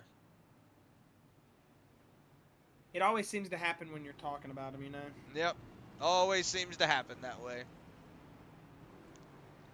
This is going to bring down William Brown, Jaden Bingaman, Josh Susi, Lucas Nilges, Matthew Fitz, Charles Garrett, Chris Lynn, Kenbaum Jr., Bill Hells. Did Strickler stay out? Yeah, Strickler stayed out. That's not going to be good for him. Yeah, I'm wondering if he had a little bit of a strategy going on here, or if he's just confident that he hasn't used a lot of his tires up. I mean, they are 32 lap old tires. They are. So we'll see. Looks like William Brown going to win that race out of pit lane. Josh Susie going to be in that third spot. Ken Baum Jr., even though he had that spin, doesn't look like he took any damage. Maybe just took a little bit of tire damage. He's going to pull himself back out into that fourth spot. Jaden Bingaman going to win that fifth spot out of pit lane. Matthew Fitz, sixth. Charles Gurick, seventh. Ryan Broderick, eighth. Chris Lynn, ninth. Shane Weldon going to round out that top 10.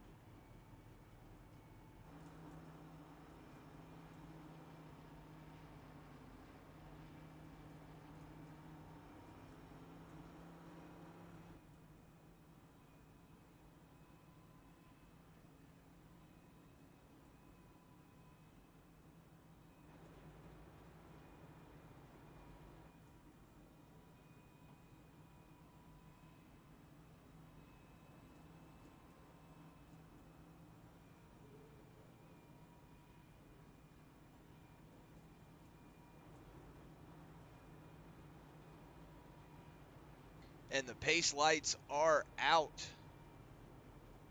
We're going to see if the strategy works out for Brett Strickler. Not coming down pit lane on some almost 40 lap old tires. We're going to see if that 38 has a strategy play in his head.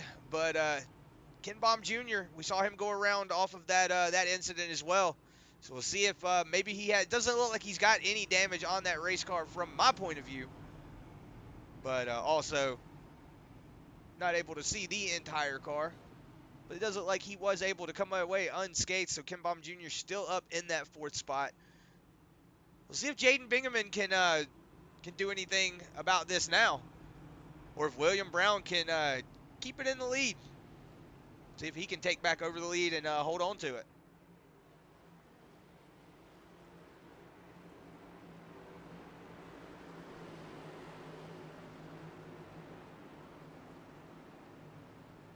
See Ken Baum Jr. bumping all over the back of that Nana William Brown, trying to get him ready to go. William Brown off to a subpar start, but Josh Susie off to a really good start onto that inside lane. Let's see if he makes that pass on that 9. It looks like William Brown going to go ahead and give up that position. Just let that 81 machine get around. So Josh Susie now all over the back bumper of that Turn 2 Terribles 38 of Brett Strickler. Going to take that inside lane. Let's see if Brett Strickler not going to be able to hang on to it. Those tires are just going to show its ugly heads now. As I say that, good run there from the 38, though. Diving it down to that inside lane. Gonna see if he can try to do the slide job here. Oh, the 81 bumping all over the back bumper. The 38 up into the wall. So this is where the 38 is probably gonna have to go. All right, man. I'm just gonna have to, take my hands off the wheel, recollect, and refigure it out. But new leader here, the 81 of Josh Susie.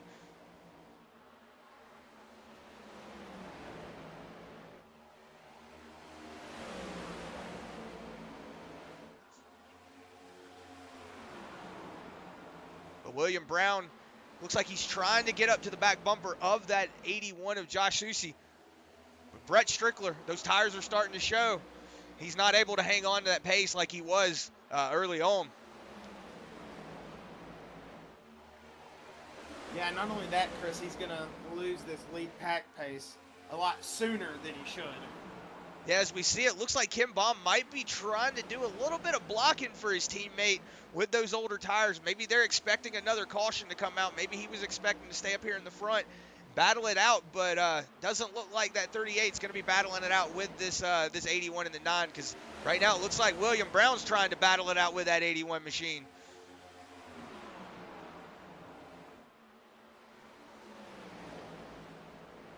Yeah, this 81 and this 9 definitely going pretty hard right now.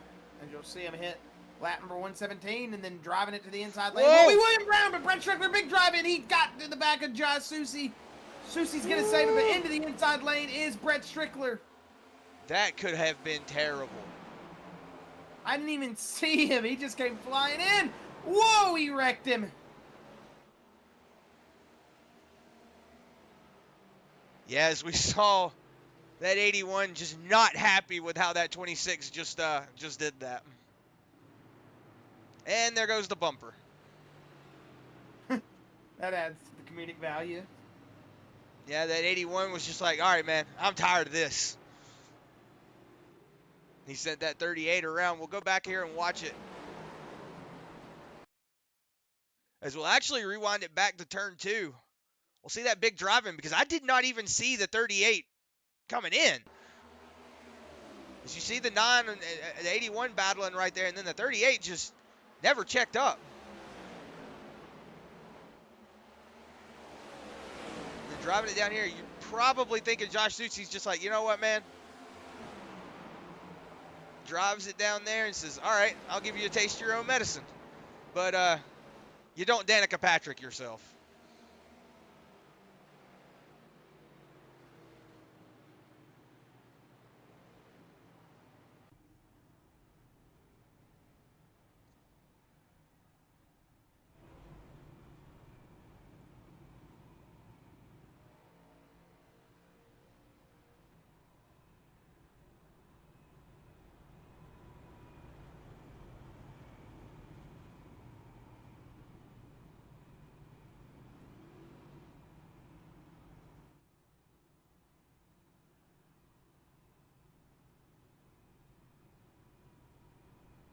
It's here at lap 119 of 200. We've got William Brown. I was muted. I'm sorry. Still out in the lead. No, you are fine, Josh. It looks like Josh Susi still down pit lane. Brett Strickler also still down pit lane. Kip Easley looks like maybe trying to take a little bit of damage repair. I see him still sitting down pit lane.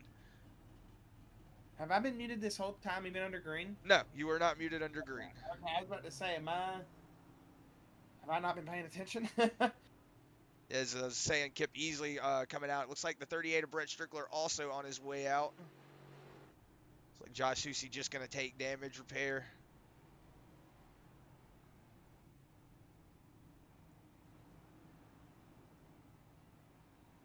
But we're slowly starting to dwindle down on lead lap drivers, Josh. Everybody's going to start getting laps back here before too long if this keeps up. Yeah, I was about to say, it's looking like a 1970 Cup race. As many drivers that are off the lead lap.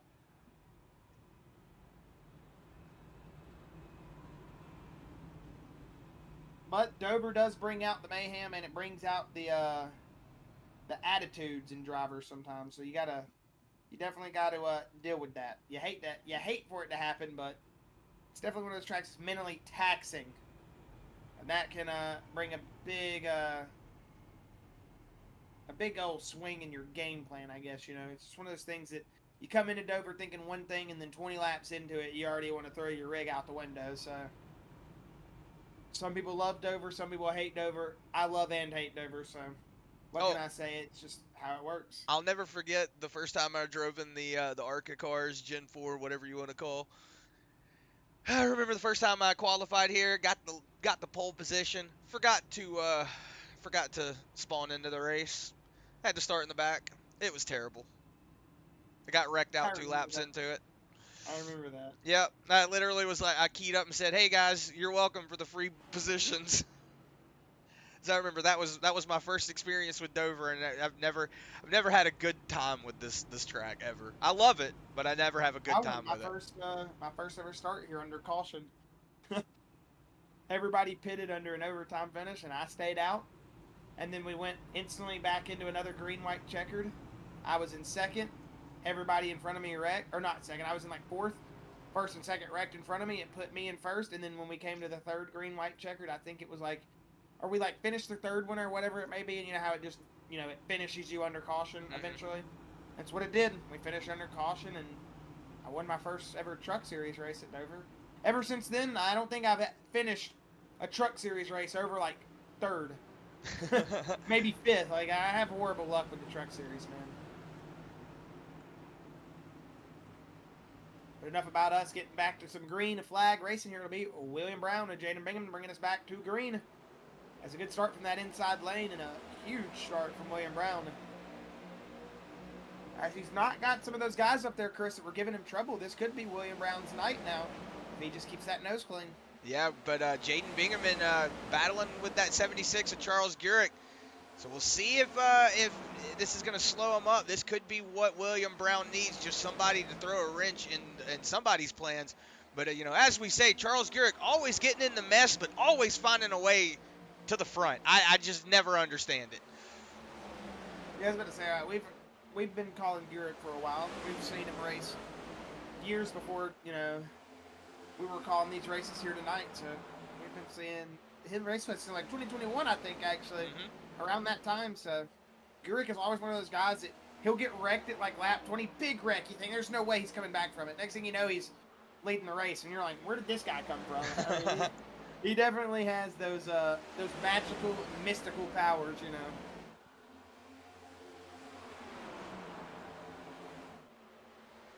Yes, he's up 25 positions, Chris. That is true. As I was saying, Josh, we see the 5 of Ryan Broderick back on the lead lap. We saw him involved in a wreck earlier on in the race, so it's good to see him back up on the lead lap. Kip Easley also back up on the lead lap. Whoa, as it looks like a little bit of looseness there from that 76 of Charles Gurrick.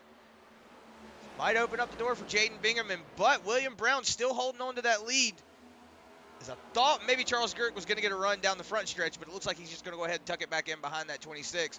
But Matthew Fitz also in that 4th spot. Ken Baum Jr., Josh, still trying to fight it out. Still trying to claw his way up to the beginning, or to the front, excuse me.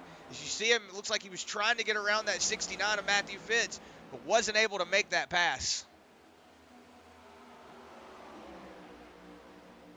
Whoa. Yeah, it looks like Ken Baum Jr. just ran the fastest lap, yeah. I was going to say, it looks like Ken Baum Jr. was getting a little antsy there. He wanted to get around that 69, but just couldn't make the pass. Looks like that 2 machine is just a little faster than everybody else, and he's like, look, I know I got this speed, and I just don't want to hang out back here, but he's got that traffic right there in front of him.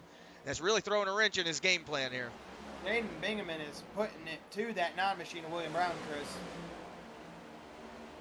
As I was going to say, I wondered if that 26 was about to do a crossover. It looks like he thought about it, but decided against it. That 76 machine starting to inch up into that back bumper, though.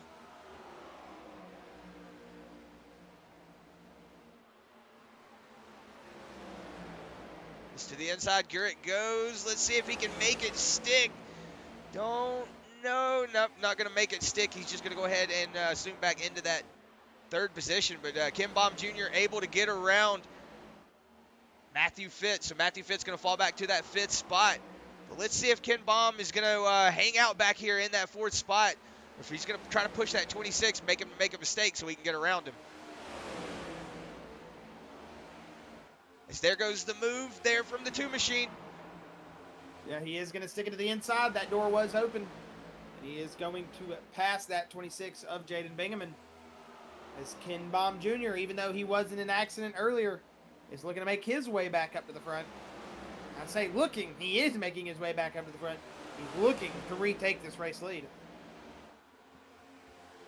Yeah, let's see if he can put it to, it looks like Charles Gurrick not going to be able to make it stick on that outside lane. So Ken Baum Jr. going to work his way up into that second spot. Let's see if he can put that same amount of pressure onto that 9 machine. Big drive in there from the 2 machine, though. To the inside. Ken Baum Jr., William Brown. See if he can make it work.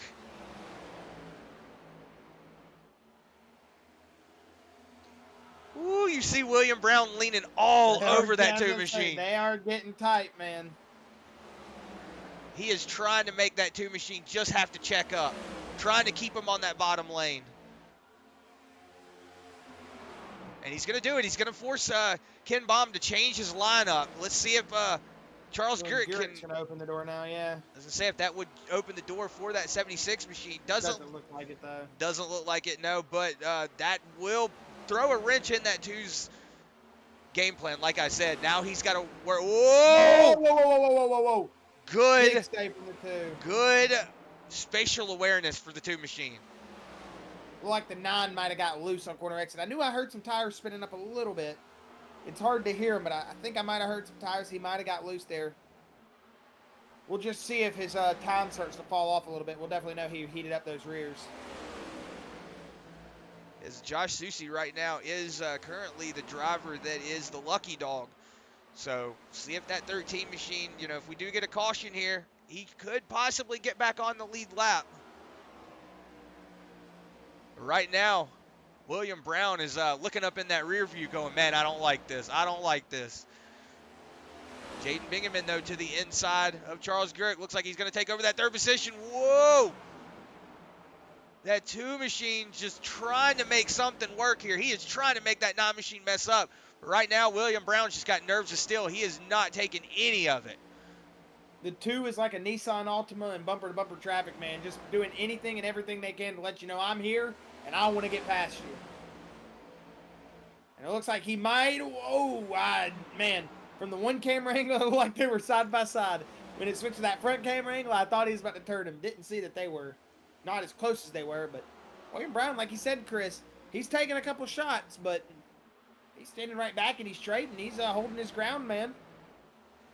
Yeah, he's doing his best defensive ballet that he can do right now. You know, he's taking a couple of door slaps from a couple of drivers early on, and he's still able to hold his canter. He hasn't broke. You know, he's got the 2 machine all over the back bumper. I know if it was me, I would be definitely glued to that rear view. You know, but if he's got somebody in his ear, if he's got a spot, you know, because some drivers do drive with live spotters. Maybe he has a live spotter. Somebody telling him, hey, just drive your line. This guy's, you know, maybe he's all over the place. He's not running a consistent line. Just, you know, hold what you got, keep going. And that's what William Brown looks like he's doing. That 2 machine, he is all over the back bumper and then he falls off. Then he's all over the back bumper and he falls off. But that 9 machine has not wavered at all. He's been running the same line the entire time. And even when he did get forced to the outside lane, Chris, for that one lap, he held his ground. Was able to reclaim the lead, and so far so good. Lap 141. We've got 60 laps to go here at the Monster Mile 200. Once again, brought to you by Full Throttle Cup Series. This has been an awesome race up here from the booth. Once again, Josh Kiwi's joined by Chris Kiwis, and if you're just joining us, it has been mayhem out here on the track. We've seen some wrecks. We've seen some paybacks. Heck, we've even seen self-spins. So everything's happened here tonight. But, you know, all up to the point of where we've still got an awesome race going on here for the lead. It's been Ken Baum Jr. pretty dominant these last couple weeks. Won last week at Texas. Now here tonight, all over the back bumper, William Brown, who has been very, very fast and has brought this car up into the lead after some cautions put our original pole sitter, Jeremy Zarfos and company, back in the middle of the pack. And then, you know, they weren't able to recover from that, got caught up in some accidents. So the field is a little bit like a coin toss right now. Or, you know, put your hand in a bag and pull out a name. That would get your top 10, you know, how it's going with all the positions. It's been changed around right now. So, you know, we're still seeing a good race. It's still weird hearing him shift up into 5th every time I hear it, even though I've watched these cars race for however many years now. It still feels wrong. But good race, good show, and I'm enjoying, you know, what we've been seeing here tonight, Chris, at Dover. yeah, this has been a really fun race. You know, it's been unfortunate. You know, like I say, you know, I have no drivers that I pull for individually. You know, I'm gonna say Robbie just because he's my boss kinda. So I pull for Robbie. No, I'm just kidding. But I love you, Robbie. But you know, like. He will get us donuts now. Yeah, we get donuts. Yeah, but no, like there aren't any drivers that that I particularly go, oh yeah, I like it whenever they win. You know, I want everybody to win. You know, I just enjoy calling and watching this. You know, and it's unfortunate whenever I see a couple of drivers. You know, there's a couple of drivers' names that I could call out that have been involved in the mess every week, and it's unfortunate to see them not be able to get out and stretch their legs, show what they're able to do. I know that in this sim, in this platform, it can be really hard for somebody that's really good to show how good they are just because they get caught up in all the wrecks. So and that's one thing. If you've never sat in one of these, you don't understand the wheel feels and how it feels. They don't get to feel how the car really feels in real life. If the rear end's getting out from under, all you get is a little bit of lightness in your wheel. That's pretty much all you get to feel. And it's kind of hard to tell how the cars are going. So it's not the same. You're like, oh, how did they door bang him? He was clearly there. I saw him. Well, if you're playing single monitor, you can't see anything to your left or right. You have to rely on your spotter. So it becomes a game within a game, honestly. I don't know what you're talking about, Chris. I feel the wheel or the sim through my wheel. It's not just a little bit lightness on me. You can definitely feel the race car, but I would say you can't understand what the actual Bingaman in the inside of the race car are going to do. You don't have that G-force feeling. But Jaden Bingaman coming around on that second place position now at lap 149. As we're going to come to lap 150. And this next time by, our spotter will be giving them the 50 to go. I don't know, or not our spotter, our flag man, but I don't think they give no 50 to go, so I don't know what I'm talking about. But we're going to make our guy do it, so trust me. I just called that into him. He's doing it now. As right now, we're just going to go back through the field. We're going to look at our closest battle for position as we see that 38 of Brett Strickler just going to ride that outside lane, involved in that wreck. Our last caution on track. See him riding back here in that 5th spot. Good to see him still up here in that 5th spot. But 27 of David Smill also involved in an accident earlier. Maybe not getting hurt too much, but I did see him get into a couple of cars maybe. But good to see him up here in that 4th spot. And then Charles Garrick has fallen back to that 6th spot. Brett Strickler has moved his way up into 5th. Bill Hales riding up in that 7th spot. Matthew Fitz falling back to that 8th spot. Then Kip Easley riding in that 9th spot, and Shane Weldon Sr. rounding out your top 10. But William Brown's not liking what he sees in that rear view. He did have a little bit of distance between him and that 26 machine, but now Jaden Bingaman all in that back bumper, and he's got that, I want to say that is the 32 of Chris Lynn in front of him. It is. So he's starting to come up on lap traffic. This is not what you want to see if you're that 9 machine. Ooh. Oh, net code. There was 100% net code on that 32 machine, but everybody's going to get it. Oh, the 38 up into the wall. Strickler just took a shot. Yeah, something on that car is broke. Something on that car has to be broke. We could see something here. Yeah. Never mind. Yeah, that 38 machine is busted. I mean, he popped the outside wall.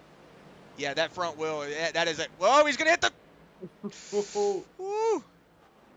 But as we were up here watching that happen, Jaden Bingaman... Looked like, I was about to say, it looked like Bingaman right there used that 32 as a pick almost, and he kind of, I will say he gave a little bit of a bump, it looked like, to William Brown. Now, William Brown did not make contact with Chris Lynn. That was 100% net code, but... Oh, my goodness. How did they just survive? My stomach dropped. Yeah, that William Brown 32 Chris Lynn contact, that was 100% net code. We all saw that, even from up here in the booth. I saw that car did not touch that 9 machine did not touch that 32 machine. So that was not that was not William Brown's fault. I was gonna say the gap between him and the 32 was so big it needed its own area code. I mean, come on, man. That was nowhere near being a contact right there. So, you have these things though when you race over the internet. So you hate to see it, but everybody kept rolling. Nobody had big contact, besides Brett Strickler. You hate for that to happen to him, but hey, it just happens sometimes. But Chris David Smith Jr. has done an awesome job of getting his way back up through the field. Yes, we're going to just look and see. Oh, that was not the right thing. Sorry. I was going to see if we could see that hit into the wall, but do not see the marker for it, so it's unfortunate. Whoa. Yeah, big check up there. This is going to open up the door for that second place position because Jaden Bingaman has kind of just checked out up there in the lead. The 27 working his way on the inside of that 9 machine. Let's see if William Brown can hold off that second spot. He will hold it off at least down the backstretch. Jaden Bingaman looks like maybe starting to come into lap traffic as well here before too long. He will be coming into lap traffic. So let's see if these last 40 laps, we've only got 10 cars on the lead lap. We had 11, but we saw Brett Strickler have an unfortunate slam into the turn 4 wall. I mean, it was a slam. It was definitely a slam. That's one of those that maybe you might want to go check your right hip because I think the right hip's broke. Yeah, even through the sim, you took some damage with that one, right? Yeah. It was a big shot. That was definitely a big shot. We've had some pretty big hits here tonight, Chris. Andrew May, we were on board with him earlier during the start of the race when he got loose coming into turn 2 and, I mean, absolutely killed the outside wall right there at the start of the backstretch. I mean, just absolutely killed it. Killed the race car, caught a couple cars up in it, but man, we were on board for that one. So it's been one of those nights that if we were in the real race car, we're handing out CT and concussions. But thankfully, this is the sim. Thankfully, nobody's getting hurt. Maybe a little bit of a hurt finger, put a Band-Aid on it. Might have to kiss it yourself, but Robbie Vice up into the wall. Yeah, it looks like he might have some damage that's affecting the handling of his race car, but he's still trying his best to stay out of the way. Yeah, you see him just riding that high lane, not letting anybody, not getting in the way, just letting everybody by. But Josh, as I'm talking about it, look who is slowly starting to make his way back up into, like, he's not going to be fighting for position. But he's up here fighting for about to take his lap back. Let me rephrase. I mean, he could possibly get back on the lead lap by himself, but it's going to be very difficult for him unless we get a caution here. Not saying that it's impossible for him to get back on the lead lap, but after he gets back on the lead lap, he's still got a whole track to go. It's definitely a tough task to ask. That was very hard for me to say. Yeah, but as we're seeing the gap between him, he's slowly starting to creep up on the back bumper. William Brown, then he's got to get through David Smill, Jaden Bingaman before he gets that lap back. We can see. And then he's got to go around the track a whole time again. Mm-hmm. But hey, like we were saying, maybe he's expecting a caution. But good driving from that 81. It looks like his pit crew ran up to the wall and grabbed that bumper and threw it back on there.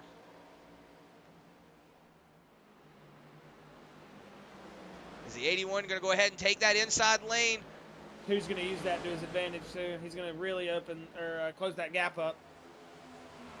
Because right now, Jaden Bingaman is just kind of trying to hold off the lead. You see David Smill Jr. half a second behind him, so maybe that 26 machine starting to have a little bit of fall off in that tires. What's going on with William Brown and Ken Baum right now? I knew they were coming up to more lap traffic. I just didn't know. Right before you clicked off, it looked like the 2 might have been going to make a move, but now it looks like the 2 is in a spot he doesn't want to be in, the 53 with a big drive up to the back of that 9. Well, that is Bill Hells. He is on the lead lap. I didn't realize that. That is not lap traffic. That's Bill Hells. Bill Hells up into that 4th spot. Good drive up 11 spots. So like I was saying, full throttle guys, they might not be, oh, it's Mercedes going around. Oh, big shot here from 3 drivers up in the lead. Was that netcode? As I was talking about him, he's, unfortunate.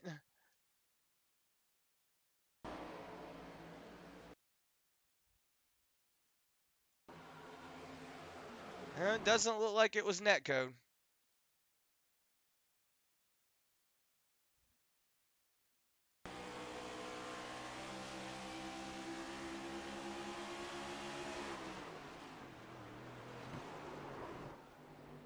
Oh.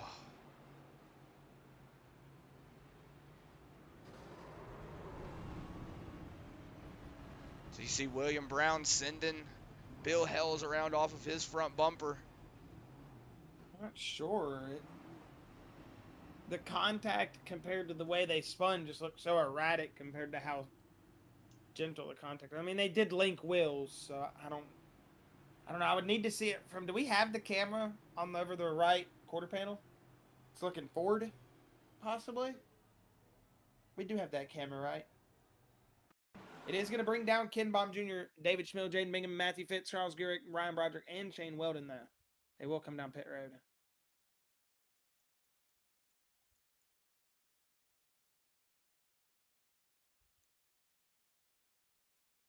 There we go. That camera moving. I mean, no, they made tire-to-tire contact, so I could definitely see that. Possibly smoking them up and making the cars try to link up a little bit. I mean, I don't know. It's not too common in cars with fenders that they get linked up like that wheel to wheel, but I mean, it could happen, I guess. I don't know, but I think that was just I think they just made contact and definitely sent them around. At first, it looked like netcode, but can't blame netcode for everything, can we? So mistakes happen on the racetrack. Yeah, we've got 30 laps left in this I don't race. think I definitely don't think William Brown was trying to do anything bad there. I mean, he wouldn't try to kill his own run there. I mean, he's been doing so excellent tonight. He's been holding on to a hell of a race. I mean, you hate to see it, happen. I hate it for the 53 of Bill Hells. I mean, running absolutely excellent out there tonight. But I'm sorry, Bill. I commentator cursed you, buddy. yeah, as I say, we commentator curse another one, man. We just got to start writing down names in a book, and then my name is Earl, how he's going back through life apologizing to everybody. We got to do the same thing with people we've commentator cursed over the years. Because I feel like that's where all of our bad. I'm sorry, Full Throttle. I'm sorry, Full Throttle. That's what I'm just going to go ahead and say. I'm sorry to every person that I've ever talked about. Every person in here, I'm sorry I talked good about you because I've got you wrecked. It's my fault. Yeah, we're just going to start talking bad about everybody. You horrible drivers. Jaden Bingham, why are you up in the front? Such a terrible driver. David Smill, why are you driving 27? That's my favorite number, not yours. Give me my number. I mean, yeah. Charles Gurrick, ball out 76 sucks. I'm just kidding. Maybe nobody, see, that's what we're saying, though. If we talk negative, then nobody wrecks. They'll go, okay, we'll just go out here and have a good time. But if we talk good about everybody, they all just go out there and have bad nights. And I feel like I am the curse. It is officially 29 to go, Chris. And we will be going back to green this time. Where's the pace car? I don't see it. There's a lot of lap traffic in front of them. Oh, there it is. There was like 7 or 8 cars in front of them. Okay, I was wondering. I was like, where the heck is the pace car? Hey, Josh. Hey, Chris. Look who's back on the lead lap. The 81 of Josh Masucci back on the lead lap. So see if that 81 machine has something to say up here now. A lot less cars. Look at that, Josh. A lot less cars up here in that front.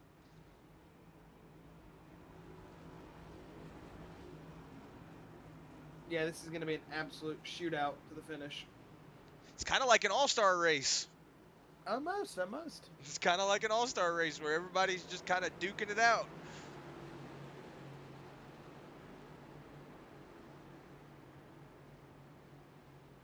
As we will see the green flag. And whoa, bad start from Jaden Bingham. That's really going to open the door for David Smith Jr., Chris. Yeah, that 27 machine going to be on the... Whoa. The 26 all over the back bumper. Let's see how... He did. Let's see how this works going down the backstretch. Let's see if Matthew Fitz has anything to say for that second place position. He's on that outside lane. No, it's been working for a couple of drivers here tonight. Whoa, the 26 up into the wall. 69 going to also kind of slap it. Let's see if that hurt his race car. Don't know if Matthew Fitz has suffered terminal damage, but we do know. Oh, as I say that, Matthew Fitz around. That's what I would do. Just lock her down. Looks like he's off of the race line, though. The green flag's still out. We're going to go back up here in front. Jaden Bingaman on that outside lane. Let's see. It looks like Jaden Bingaman going to take the lead. And it looks like Matthew Fitz did get off of the racing line. So we're going to stay green here. David Smill going to fall back to that second spot. Jaden Bingaman, his teammate, up in the lead. But Charles Gehrig in that 76 machine still trying to do a good job. But Ryan Broderick, man, he has had a wreck here early on in the race, but now moved his way up into that fourth spot. Shane Weldon Sr. Caution. Caution's out. It looks like Josh Rasusi.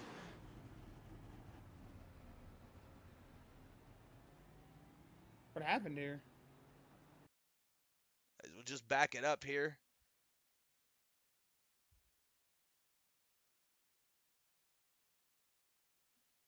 Payback. Right? Isn't that the guys that wrecked each other earlier? It is the guys that wrecked each other earlier. I knew it was coming eventually if they got around each other. Those guys might be going to the virtual hauler tonight. Well, I know the Thunderdome's going to be oh, man, it's thundering already tonight. popping off. I already have it open, trust me. I have to mute my mic every now and then once the new chat gets put in, man, because they are spicy tonight. Yeah, so I was going to say, all of that I was reading there, everybody just take it calm, take it chill, take it... Don't you love it? Don't you love it? Everybody's... I love it. I love it. Nobody's listened to anything. It's not that they're doing it. It's, man, it's the heat of competition, man. It's the heat of competition. You get into the moment, you start racing, everything goes out the window. So I love it, man. You like to see drivers that are competitive.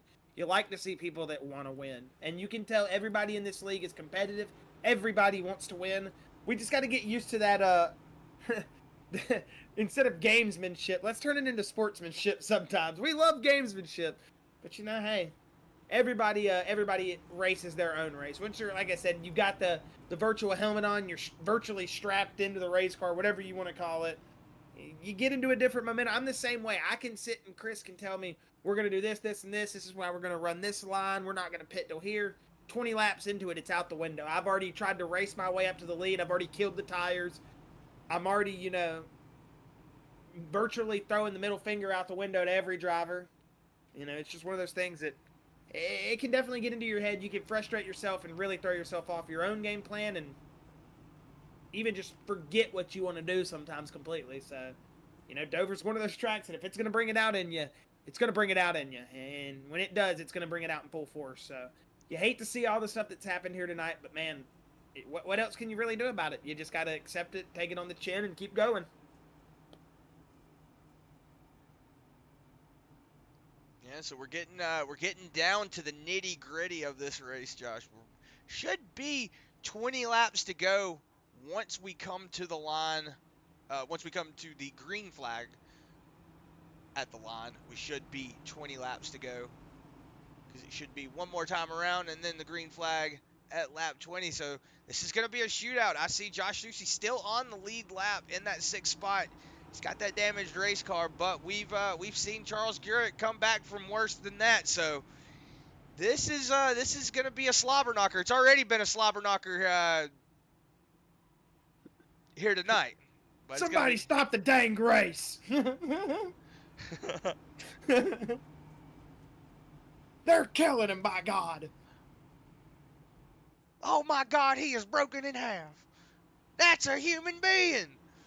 I mean, we do got some race cars out there that are broken definitely worthy of a Jim Ross moment. But right now, like I said, it's going to be 20 laps to go. This is going to be interesting to see how this plays out. We've only got 11 cars on the lead lap. Briggs Swope was able to get back on the lead lap that last time by. Jeremy Zarfos is currently your lucky dog. Jimmy Barr, Robbie Bice also sitting in that 13th, 14th position. We're going to go here, see how many laps down. Zarfos is 2 laps down, so he will be the lucky dog for that lap. When it scrolls back down here, I'll be able to tell you. You got Jimmy Barr, 3 laps down. Robbie Bice 7 laps down. Bill Hells 9 laps down.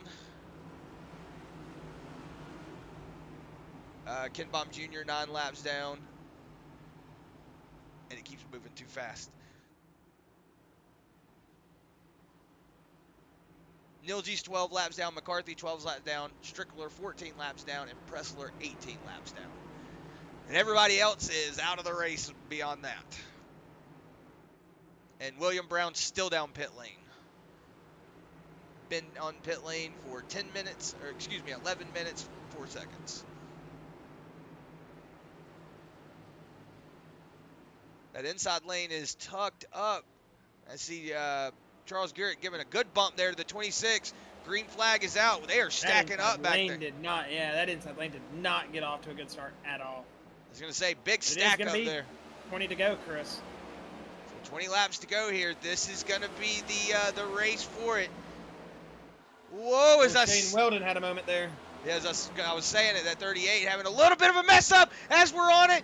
Let's see if anybody he's going to keep it down on the bottom lane. Oh, my goodness. Well, we're not going to get a caution. We're not going to get a caution. Pinballed it down pit road. Shane Weldon, Sr., good save, though, there, man. Good save. Unfortunate, though, for that 98 machine. But, hey, like we said, was able to save it, so good on that 98 machine. But we're going to stay green here. Looks like Jaden Bingaman starting to slowly pull away from the pack, but he's got that 27 at David Smith Jr. I see Charles Gurrick all the way down on the bottom of the track. I was going to say, where does he go, man? He went on an adventure, didn't he? He said, I'm going no place no man has been before tonight. We're going to the bottom, baby. All the way. Looks like he was trying to high-five the wall there for a second. Drag his fingers along the wall. He went for something, and I think he's going to realize that didn't work. I don't like that one. But, Josh, right now we've got Jaden Bingaman, David Smill, and Josh Susi in that first, second, and fourth position. It looks like Jeremy Zarfos just set the fastest lap of the session. Fastest lap on track right now. What about Ryan Broderick? He's sitting in third. He's on Posse Racing. Oh, you were talking about Nitro. My bad. I thought Nitro, you were talking about... My bad. I didn't realize you were talking about the Nitro drivers only. I was like, no. Do you not see Ryan Broderick in third? But then I realized what you were saying. I apologize. As we're talking to this one, Chris. As we're talking about Ryan Broderick, looks like that 5 machine starting to get a little antsy behind David Smill. Like he was getting antsy or it was getting loose. Yeah, but right behind him, Joshua Susi still in this mix. Man, just 2 wrecks for that 81 machine to still be up here in that 4th position. Good drive from that 81.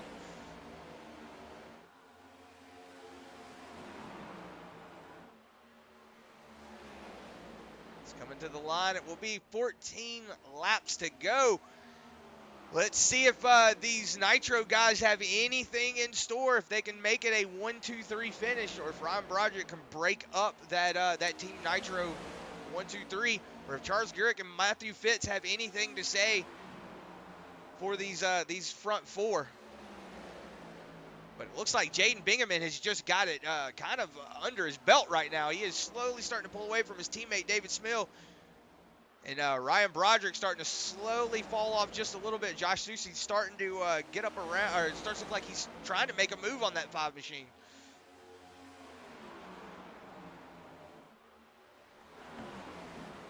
Kip Beasley moving. Oh, sorry. I'm going to say Kip Beasley moving around. He's moved himself up into that 6th position. Got a little bit of a way to go there. 2 seconds almost to get up there to go for that top 5. But the way this field is settling out right now, it can be anyone here winning this race. As it looks like Susi going to move himself down to the inside lane. He's not going to make it stick, though. Had to get out of the gas. Whoa, a little bit of a door bang there to that 5 machine. He's just going to back out of the gas. Let's see if he can make it stick into turn 1. Looks like he's got a good drive in. Let's see if this 5 pinches down on the 81, makes him get out of the gas. Doesn't look like Ryan Broderick had anything to really put on the defensive. That's going to give the 81 there just a little bit of space in front of him. So right now we've got a Nitro 1, 2, 3 with 10 laps to go.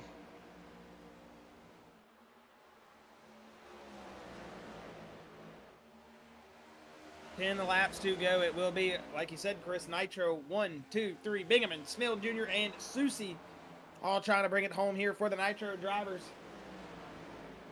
As you see, Ryan Broderick just not able to hold up. Looks like he is starting to fall back. And I was talking about Garrett, Chris, having that almost 2-second gap. He's made that up in almost 3 laps.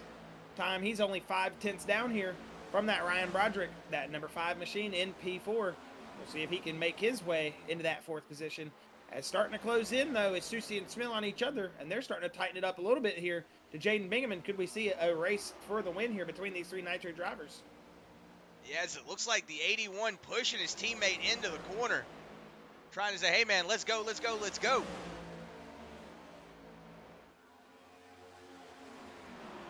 Diving it off into 3. That 27 machine on the inside lane. You see Josh Susie trying to take that middle to inside lane, trying to make something work here. But I wouldn't expect these 3 drivers to really battle it out. And I mean, well, as I say that, big push there from the 81. Still all over the back bumper going into 3.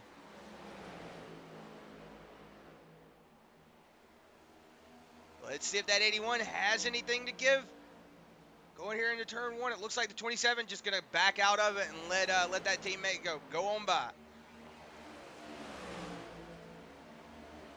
Ooh, Josh Susie getting a little loose back there. We see Ryan Broderick now falling off 2 seconds. Charles Garrett now back to 2.1 seconds. And Kip Easley is about 3 seconds off of David Smill right now, so about 3.5 to him and Jaden Bingaman. So right now, Team Nitro just kind of cruising out in the front with 5 laps to go. But I see lap traffic starting to poke its head into the picture. So we'll see if if they can get this done in 5 laps and not have to fight that lap traffic, or if this lap traffic is going to throw a wrench into this 1, 2, and 3. I'd say Susie is definitely going to pull up here, Chris, and I think possibly take this lead. He is on, what, 9 lap fresher tires, 8 lap fresher tires, so yeah, he's going to come up here and I think take this lead. Whoa, he touched Bingaman a little bit. Yeah, he did get into the back quarter panel of the Bingaman, but it did not, didn't mess up no, the he didn't deter either of them at all, yeah. Yeah, didn't phase him. See the 67, looking like it's going to be a good race here between these 3. See the 67 of Brian Pressler just going to go ahead and dive it down pit lane, get out of the way of the leaders. 3 White laps flag to go. next time by. Yeah, 2 laps to go this time by. Let's see if Susie has anything to say for his teammate, or if they're just going to finish it out like this. He could be a gentleman, who knows? I mean, I know if it was sticking that nose down there. I know if it was me, I would, I wouldn't race my. Whoa! Bingaman into the wall. White flag is out. So this race is official this time by. Wondering if the 81 is just gonna give it to his teammate and say, "Hey, buddy, I've already won one. Let's give you one." 81 driving Bingaman in. is putting Bingaman looks like he's putting the defense on, but he is gonna pull it out. Jaden Bingaman is going to be your race winner here tonight. An excellent race from that 26 machine. Starting 22nd and finishing here in 1st. As you see, those 3 Nitro cars right there. 1, 2, and 3. As that is Bingaman, Susie, and Smill. Your top 3 positions. A good race there, though, from Jaden Bingaman. As he will win the Monster Mile 200. Yeah, but let's not discredit Ryan Broderick, Charles Garrett. 2 drivers that, even Kip Easley finishing in that 8th spot. These drivers had a lot of adversity earlier on in the race, still able to finish in that top 10. Good drive from them.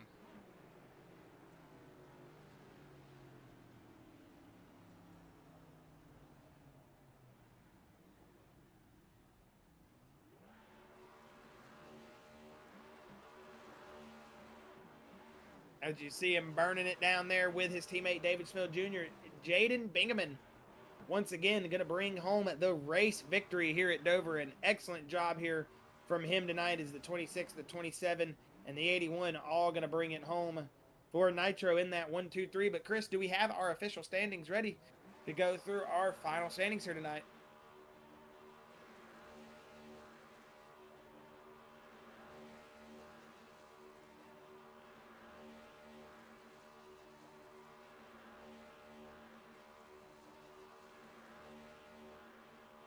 All right, and your official standings are on screen. It will be a Nitro 1, 2, and 3. Bingaman, Susie, and Smill bringing it home first, second, and third, with Ryan Broderick in fourth.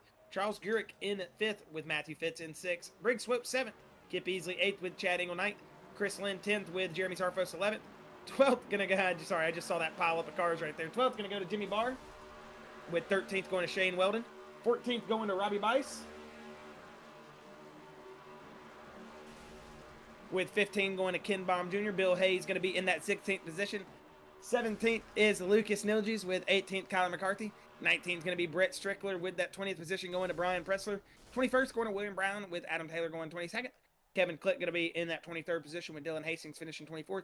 Steve Strittmatter 25th with Michael Zuber 26th. Carson Pittman 27th with Don DeGroot 28th. And Andrew May going to round out the field in that 29th position.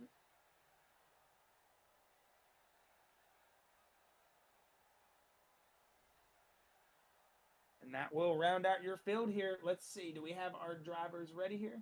We do indeed. All right, Chris, we're going to go ahead and bring in our top three here tonight. Going to go ahead and bring in David Smill Jr. and talk with our third place finisher. David Smill, Chris, and Josh up here in the booth. You got a copy, buddy? Got you, bud. It's been a minute. It has been a minute, man. But hey, a Nitro 1, 2, and 3 here. And you're going to finish in that third position. David, you had a great car here tonight. Caught up in adversity, it seems like everybody did here tonight, but you're able to regather, recuperate, and bring that car home third. Take us through the night, man, and how does it feel being back on that podium?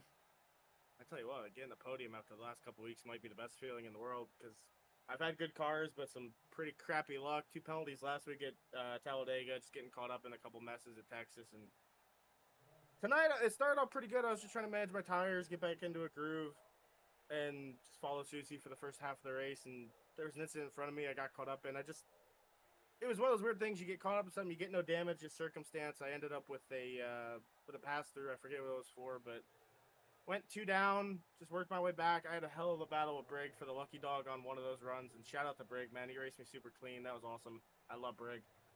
And just worked my way back to the front. And as soon as I got there, my first goal was just help Jaden. We've already got 3 cars in the playoffs, now 4 getting Jaden in. I mean, couldn't be happier. And for Susie to come back from his stuff and get a 1, 2, 3 out of it's probably the best feeling we could have right about now. I mean, yeah, you guys did an excellent job here tonight. I mean, going from, like we were saying earlier, having a little bit of adversity to turning it around, especially all 3 of you guys, it seemed like, had some adversity tonight. And, hey, y'all were able to do a good race here. We're excited to see what you guys got going for us next week. But, hey, if you've got any final words, thoughts, shout-outs before we get you out of here, David, we're more than welcome to throw them out there, buddy, and we'll let you get on your way and celebrate that podium with your team. Absolutely. Everybody at Nitro, Chad, Kyler, Susie, Jaden, Isley, Menzies, all of our guys.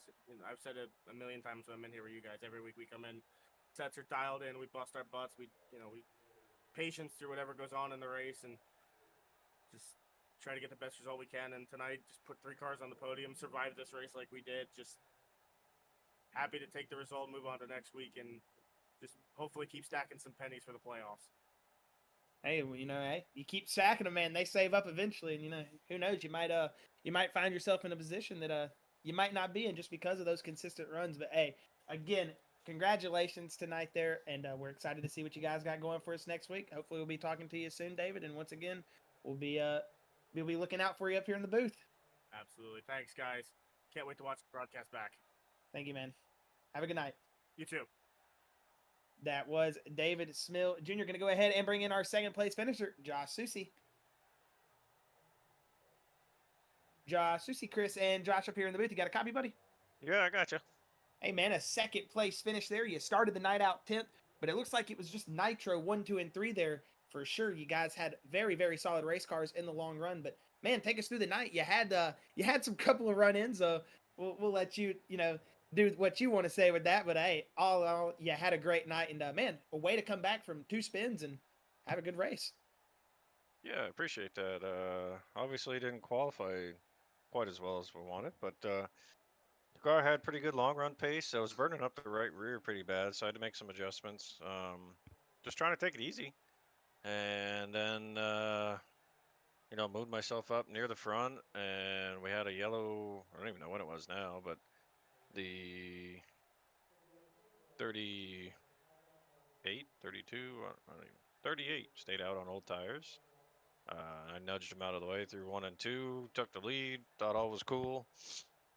I was getting heavy pressure from Brown, so I let him go, and 38 just straight up drove through me in turn 1, gave me a 4X. That's how hard he hit me. So I retaliated on the next corner and, hit him back just as hard. And I guess apparently we weren't even. So a little later on the race, when I took the wave around and I was on old tires, he carved up through the field on fresh tires, being who knows how many laps down because he's an idiot and wrecks the car. And then runs me over. But, I did a good job of only getting 20 seconds of damage. I guess he can't hit that hard. He should probably go take a license somewhere. And yeah, drove back up through the field, got P2, ran Bigaman clean and hard. A little bit of contact, that's okay. But some people, I guess, can't take that. And Nitro 1, 2, 3, like you said. Hey man, you said it best. I can't say it any better than what you've said it. I mean, you were there, you experienced it. So hey, we now heard it from you. So we like to we like to say again though, congratulations, Josh. And hey, if you have any final words, final thoughts, final shout outs, anything before we let you get out of here, celebrate that Nitro 1, 2, and 3. You're more than welcome to throw them out there, buddy. We'll let you get out of here and celebrate with your team. Yeah, first and foremost, big shout out to everyone on Nitro. As usual, great setup week in and week out. It seems like the only thing that really catches us off guard when it comes to the Wednesday Night League is the weather. Because I know this particular set was built for a hot, slick track like it was in real life, and they kind of ran in officials, and we got like a warm track that wasn't quite as slick, so you have to make some adjustments to the set, and hopefully it doesn't change too much from practice to race conditions, which it didn't. So kept working on that, kept trying to figure out how to run the line, figured it out. The guys did a great job communicating, sharing ideas, strategy, lanes, and all that stuff as we do every week. And so big shout out to them. I think Chad even rebounded up to 9th, and that dude lost like 5 laps throughout the course of the race, and he kept working on it. So big shout out to Chad staying in it. Congrats to Bigaman on the win and Smeal on 3rd. I told Bigaman he's going to have to earn it. I'm not going to run him dirty, but I'm not going to give it to him. So we had a nice, fun battle there. And I can't wait to hopefully have some more with him. Big shout out to all the admins doing all the hard work. I'm sure they're going to have a lot to discuss about tonight and some people's actions, especially when they admit over the comms flat out dumping someone. So be interesting to see what happens there. And you guys, as always, great broadcast. It's going to be fun to watch this one and see what you guys thought of everything that happened. And I look forward to coming back for Kansas, I believe it is, next week. All right. Well, again, thank you, Josh, for the kind words, man. We're excited to see you guys next week at Kansas. Have a good night, buddy. And yeah, we're excited to see how race control is going to do with everything as well. I appreciate it. Appreciate you, buddy. And that was Joshua Susi, our second place finisher. Going to go ahead and bring in Jaden Bingaman, our race winner. Jaden Bingaman, Chris, and Josh up here in the booth. You got a copy, sir? I sure do. Man, oh man, it has been nitro all up here tonight. You guys have had so much adversity here tonight, all 3 drivers, but hey, able to bring it back. You actually finished up 21 positions, started in that 22nd spot, finished in first here tonight. Jaden, take us through the runs here. I know there at the start it was a little bit chaotic, but able to get some good green flag runs in, and it seemed like you were really able to flex your legs there or really flex your muscles, I should say, and show the speed of that race car. Tell us how those runs felt from your perspective and how you were able to get up there and really assert your dominance here tonight. Absolutely. Car felt good on the long run. I really struggled in practice. I literally was kind of hoping I would have wrecked out on lap 1, and in hindsight, that would have been a really bad thing to happen now. But like I said, really good on the long run. Can't thank Nitro enough. Probably the best car I've ever had.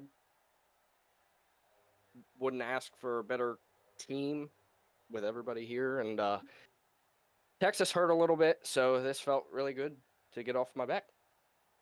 I mean, hey man, you picked a great track to come and run a race at. I mean, Dover is one of those tracks. I mean, obviously we saw tonight everybody getting into controversy, everybody baiting and banging. We saw some retaliations, we saw some everything. I mean, if it was, you could get out the race car tonight and fight on the track, we would have saw it. I'm pretty sure on the backstretch, but you were able to keep your composure, Jade, and keep the nose clean virtually all night. And I mean, it was just one of those things that we saw you able to actually get out there and re-show that pace that we know you have with the nitro cars.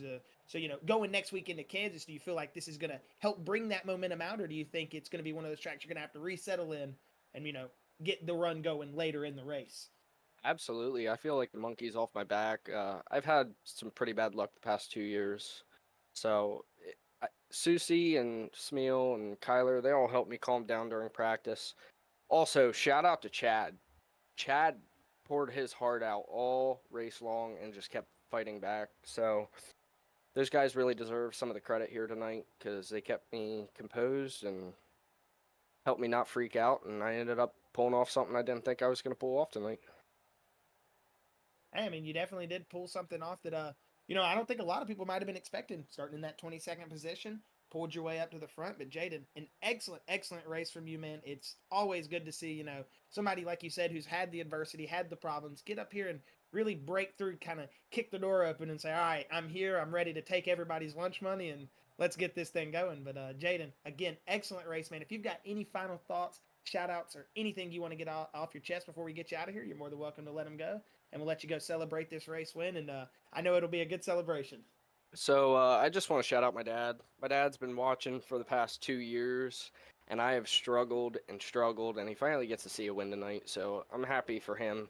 I kind of wish you guys had my camera because I am sweating. My room is 98 degrees. I have not put my air conditioner in my room yet, and I have so much sweat. It's ridiculous. I'm working on it. Oh, trust me, I know what you mean, bro. When I sim race, even with the air conditioner on, I'm sweating like crazy. But hey, Jaden, it was great to talk to you, man. Extremely good race from you tonight, especially all the nitro guys. Like you said, excited to see you win here tonight at Dover, and excited to see what you got going on for us at Kansas next week. Thanks, Josh. Thanks, Chris. Thank you, man. All right, and that was our final interview of the night. Race winner, Jaden Bingaman.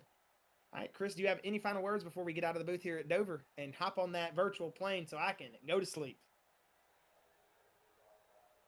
Yeah, it's just it's been a fun race. It was it's one of those things that now I'm kind of sad it's over. I always love sitting down at Wednesday nights. I get to watch this racing, and whenever it's over, I'm sad. I don't get to watch racing no more. But hey, we get to move to Kansas next week. It's one of my favorite tracks actually. It's a weird, a lot of green going on there. So it's definitely one of those tracks that I look forward to every time I see it on the schedule. So it's going to be interesting to see how everybody handles it going into a track that doesn't have some weird banking and concrete. So shout out to Jaden, Josh, and David for that 1, 2, 3, and can't wait to see what's going on in Texas. Kansas. And also shout out to Robbie and everybody out there on the YouTube watching. Like Jaden said, his dad's been watching. Shout out to him. Finally got to see a win. And then also shout out to Rylan. Love you, buddy. Thank you for always coming out and hanging out with us, man. Love you. Can't wait for next week.